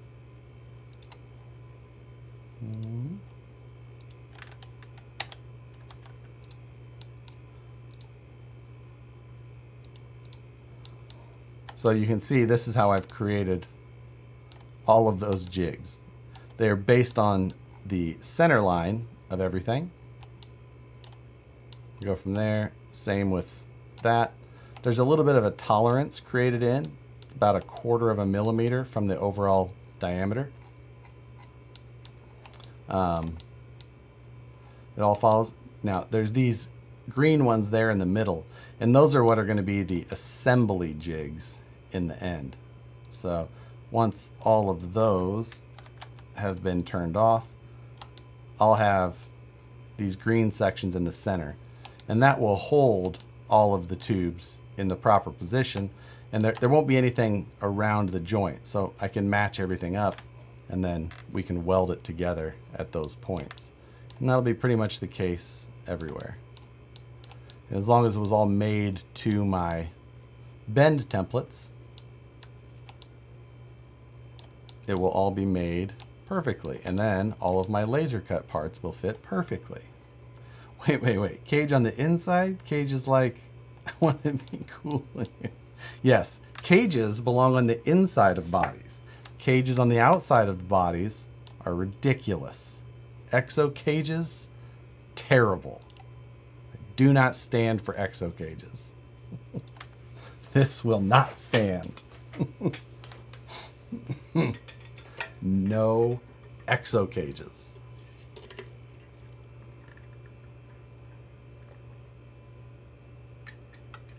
So this cage is modeled after one that was done a long time ago, and it was called the Hackalack. So that's what this is modeled after. Obviously using much more modern components these days, and using a little bit more radius rolling than before. I don't like using radius rolling in too many areas for style, unless it was like the Porsche, where it was like trying to match the style of the actual Porsche. So, but the center jigs, the big, large assembly jigs, the point of those, or once I get them, once I get it complete, they'll be attached together, but you'll be able to unbolt them so you can get the cage out of the car, which it's just 3D printing. I could just break them if I wanted as well. It's not important. Are you going to build an RC sub modeled after the Titan? No. I have zero interest in that. So yeah. Wait, so you don't want to catch your cage on every rock you rub against? I know, right?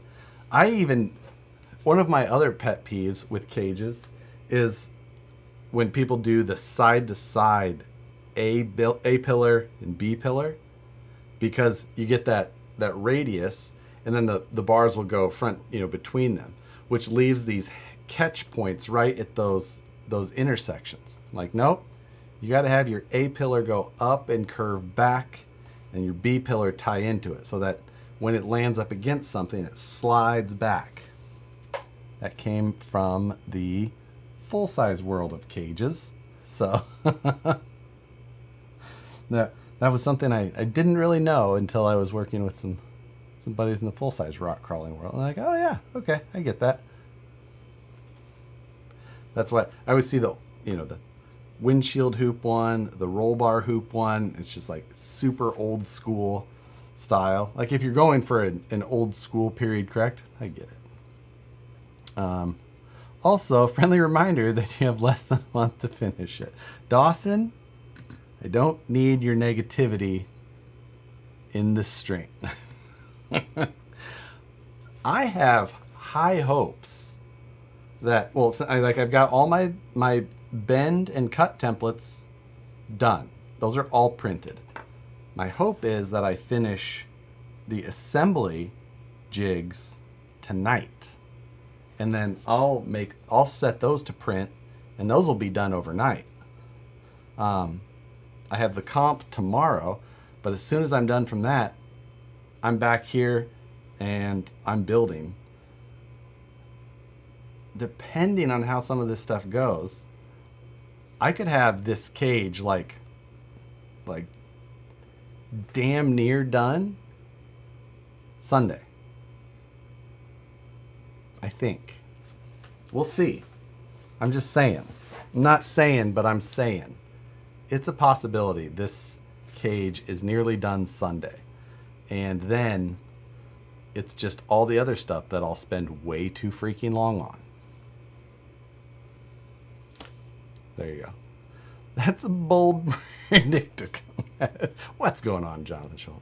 Dawson, if you'd like to come help with the fabrication, you can drive your ass all the way down here and help.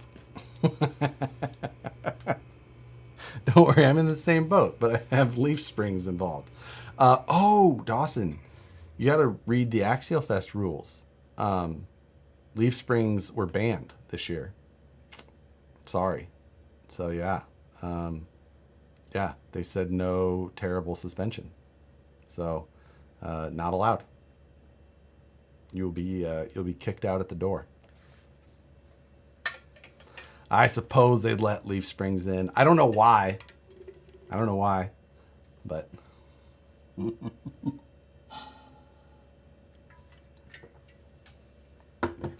post it on Sunday to prove it. Oh, if it gets that far, I will absolutely post it to prove it. We'll see. Things go well, maybe I'll do something live on Sunday. We'll see. The last live fabrication one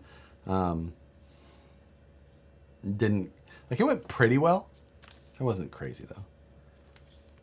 Pro tip, drink your beers while eating fajitas, not while preparing them.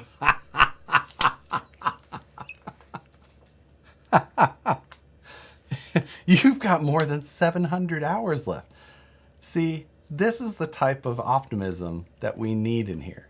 700 hours. That's so much time.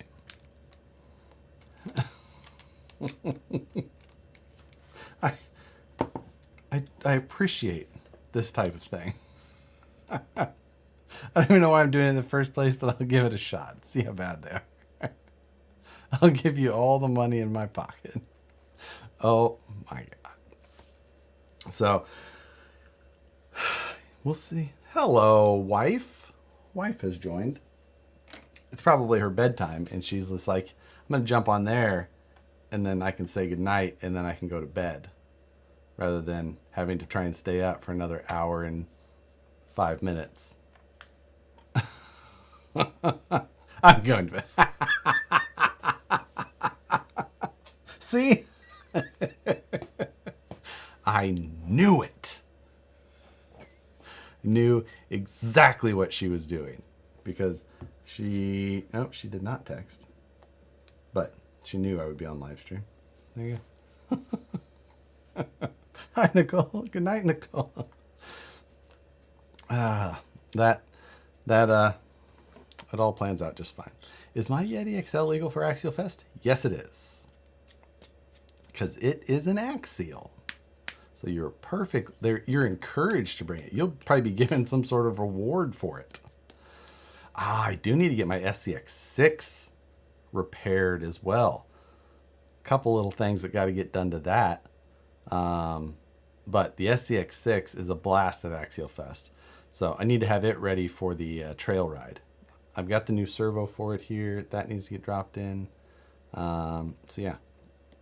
Unless it's leaf sprung, apparently. Yeah. If your Yeti XL's leaf sprung, it's out. It's illegal.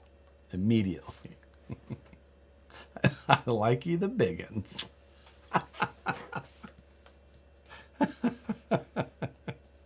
Do it now. It's dirty and in the garage. And if I bring that power wheel in here, Nicole will have something to say. Do they allow TRX4s at Axialfest? I'll give you a guess. I'll let you guess. And the answer is no, because it's not an axial.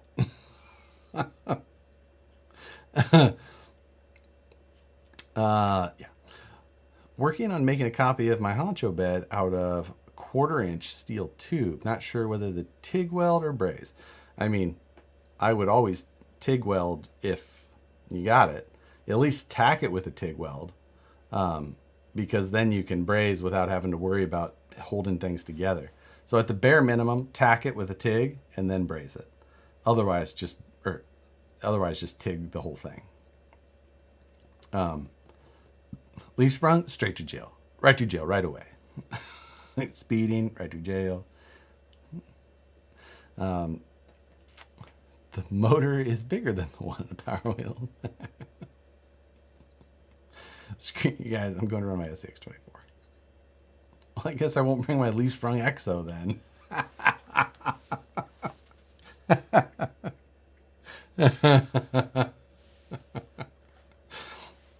I'm looking forward to Axialfest West. It is always one of my favorite events. Good times, lots of friends there, lots of opportunities to meet some new people because people come from all over for that one. Straight to jail. Do not pass go. Do not collect $200. Bought me some F10 portal stay. Can't wait to turn sharp. Absolutely. Grind them steering stops off and it'll go even further. So good. Never been. I really want to get there. It's a great time. Axialfest West has not the best terrain of the Axialfest locations that we've had before, but people wise, and if you really want to see in like amazing, some of the best terrain ever, it's 10 minutes away. So 15 minutes away, whatever. You go up to the Rubicon, and then you're at the Rubicon as well, so you get to experience that. Yeah. Yep. I just realized that I can actually go to Axialfest this year since I own the F100. That's all it takes. Or you get yourself a base camp and you're set.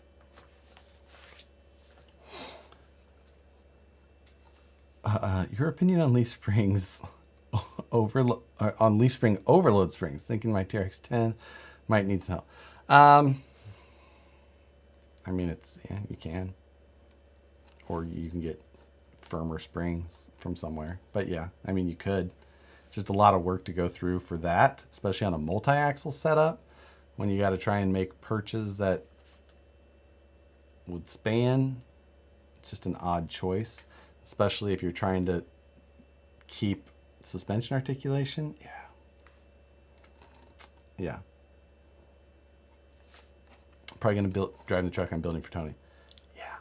I mean, driving the trucks at events like this are like the last thing I think about. East Coast Axialfest when? Today. Yesterday, today, and tomorrow. I mean, it's in Indiana, which is pretty close.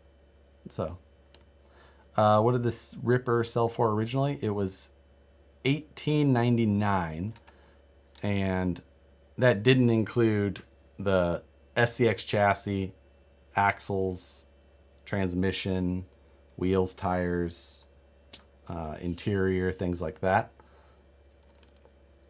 So, you still needed to put one together from scratch. You're probably going to be in that,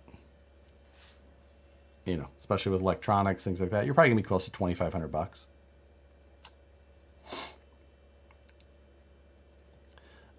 Josh, we need to talk about what East Coast means. Middle of the country is not East Coast. Indiana is not the Midwest. Indiana is East Coast. That's East Coast. Ohio, also East Coast. Just saying. What a steal that is compared to now. Yeah.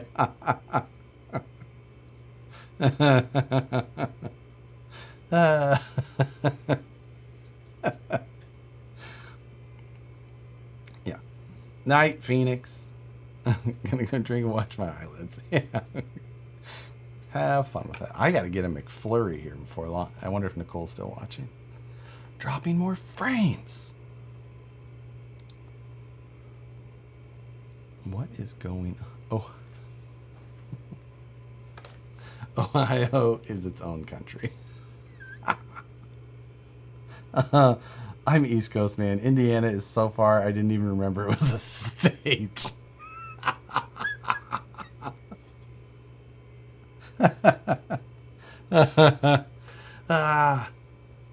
Yeah.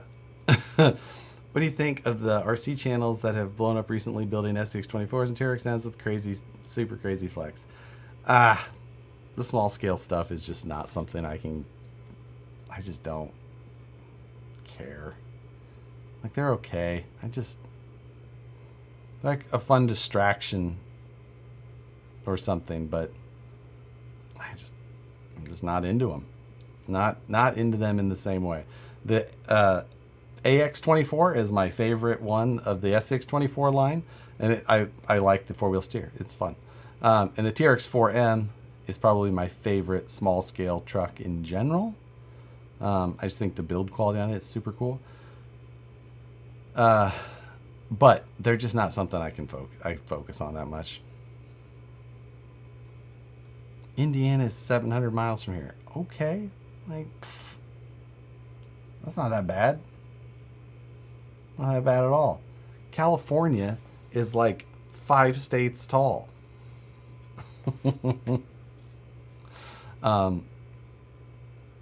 Josh is all about the Orlandos.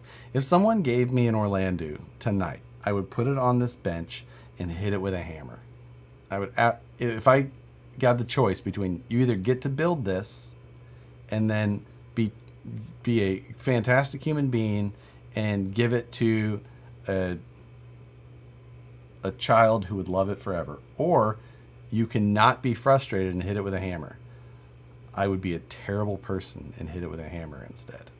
That is how much I dislike that car.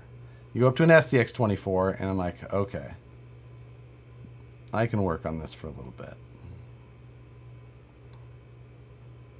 Beyond that, I may send you mine just for the satisfaction. Yeah, I'm going to weld the honcho bed to the frame. Should have designed it dropped down into the frame. Begin with, so much easier. Oh yeah, welding right to the chassis, so much easier. Like on this one, I'm going to weld to the chassis in the rear and in the front. In the center, it'll bolt. But that's because I don't want to weld to the side of the chassis with the skid plate in there. I've done it. It's just not ideal. So it'll bolt there, but weld. So even if you unbolted it, it wouldn't go anywhere. But then at least I'm not melting all these link mounts and stuff. Just with how funky the SCX3 skid plate is designed, I'm trying to limit the number of failure points it could have, because there's a chance that I could have to get in there and replace stuff. And it's so bizarre how they did this thing. So, otherwise I would probably like notch the top of the frame rails out and then tack weld the chassis together first and then weld it in, just so that it could come out if needed. But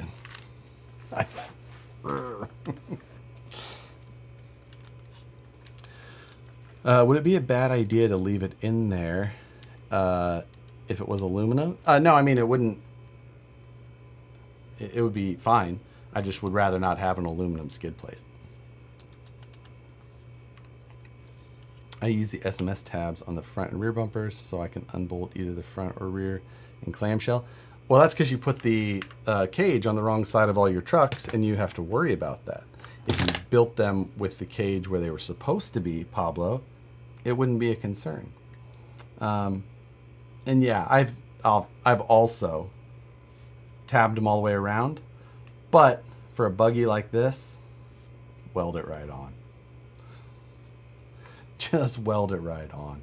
It's more scale that way. Would a Harbor Freight welder work for a first-time welder for RC stuff? I mean, so I have not looked at what the new Harbor Freight like TIG welders are. I think that they have some pretty inexpensive ones, and they would absolutely work. TIG welder in general will work just fine.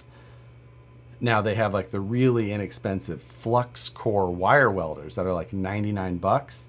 Those I would not recommend. Those, if you were gonna go around, like, instead just get some brazing supplies for less money and you'll have better results.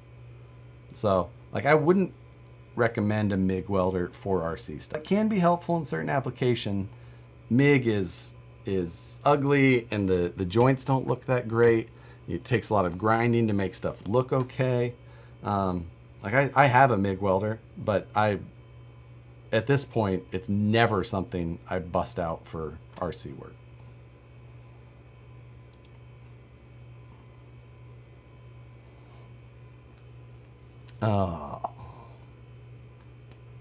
We are dropping all the frames.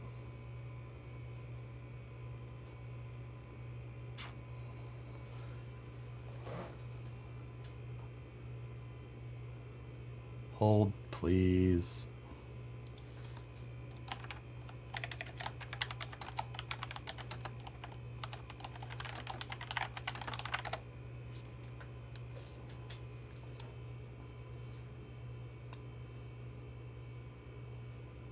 Let's see. We're still catching up.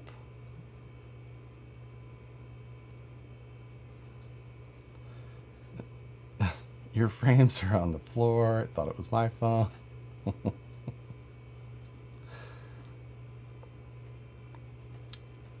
Okay, are we stable again yet? Yes, no, maybe. Nope, all over the place. Seems like it's fixed, at least for me. Thank God, at least it's not my phone. We're fluctuating wildly still. Oh,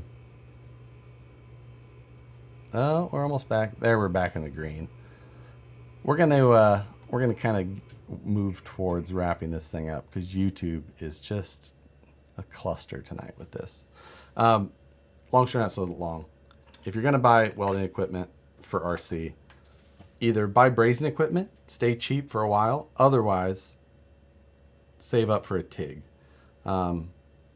MIG, you can get them inexpensively, or you can find them inexpensive. But for RC, it's not going to look good. I've seen lots of people use them, and you can always tell, and it just doesn't look good. I've got mine set up with that same 023 wire. At times, sure, here and there, but like doing cage work and things like that, it just doesn't look good. Like, save up for a TIG if it's a goal for you in the end. I think it's absolutely worth it. It's a great skill to have. It's an awesome tool to have at home. You can do so much with it. But beyond that, some of the best looking cages with the cleanest joints I've ever seen are all brazed. So like, don't think to look the best, you need to get a TIG. Brazed joints are probably the cleanest possible because it just flows around perfectly. So that's what the best guys are using. Really is. TIG welding, though, is super easy. Super easy. So you want to make stuff go fast. You want to make quick work of stuff. You want to just bang stuff out. Oh, the life of a TIG welder is the best thing ever. you know, you gotta get back with, you know. Yeah, I tack on the back and TIG the outside. They're never gonna know. Oh, you can. No, I do not accept that answer. Ugh, MIG. Keep a MIG away from tube work. I mean, if you're trying to build like real nice looking tube work all around, keep that MIG away. All about the silicon bronze. Absolutely. Silicon bronze has been my go-to. It's so easy to flow with a TIG welder. It just technically TIG brazing is what you're doing, and it's amazing. But just go with brazing for a while. Otherwise, you can make awesome stuff with it for like $60. Dive in. Brazing is probably the best scale weld. 100% agree. 100% agree. Are you going to braze or TIG weld this cage? I will be TIG brazing this cage using a TIG welder with silicon bronze filler wire. So that is the route. That is the way. But I'm calling it for tonight. YouTube is being ridiculous, and my upload rate is fluctuating wildly, but my internet is stable, so I have no answers. Anyway, it's time for a McFlurry for me, because we talked about it for like 20 minutes, and now I have to do that. BeamNG tonight? Nope. I am designing my final fixtures so I can get them printing, so I can have this cage built by Sunday. See you guys maybe for a stream Sunday. We'll see. It'd be like a from a phone type thing. Watch for shorts and things like that. Later, guys.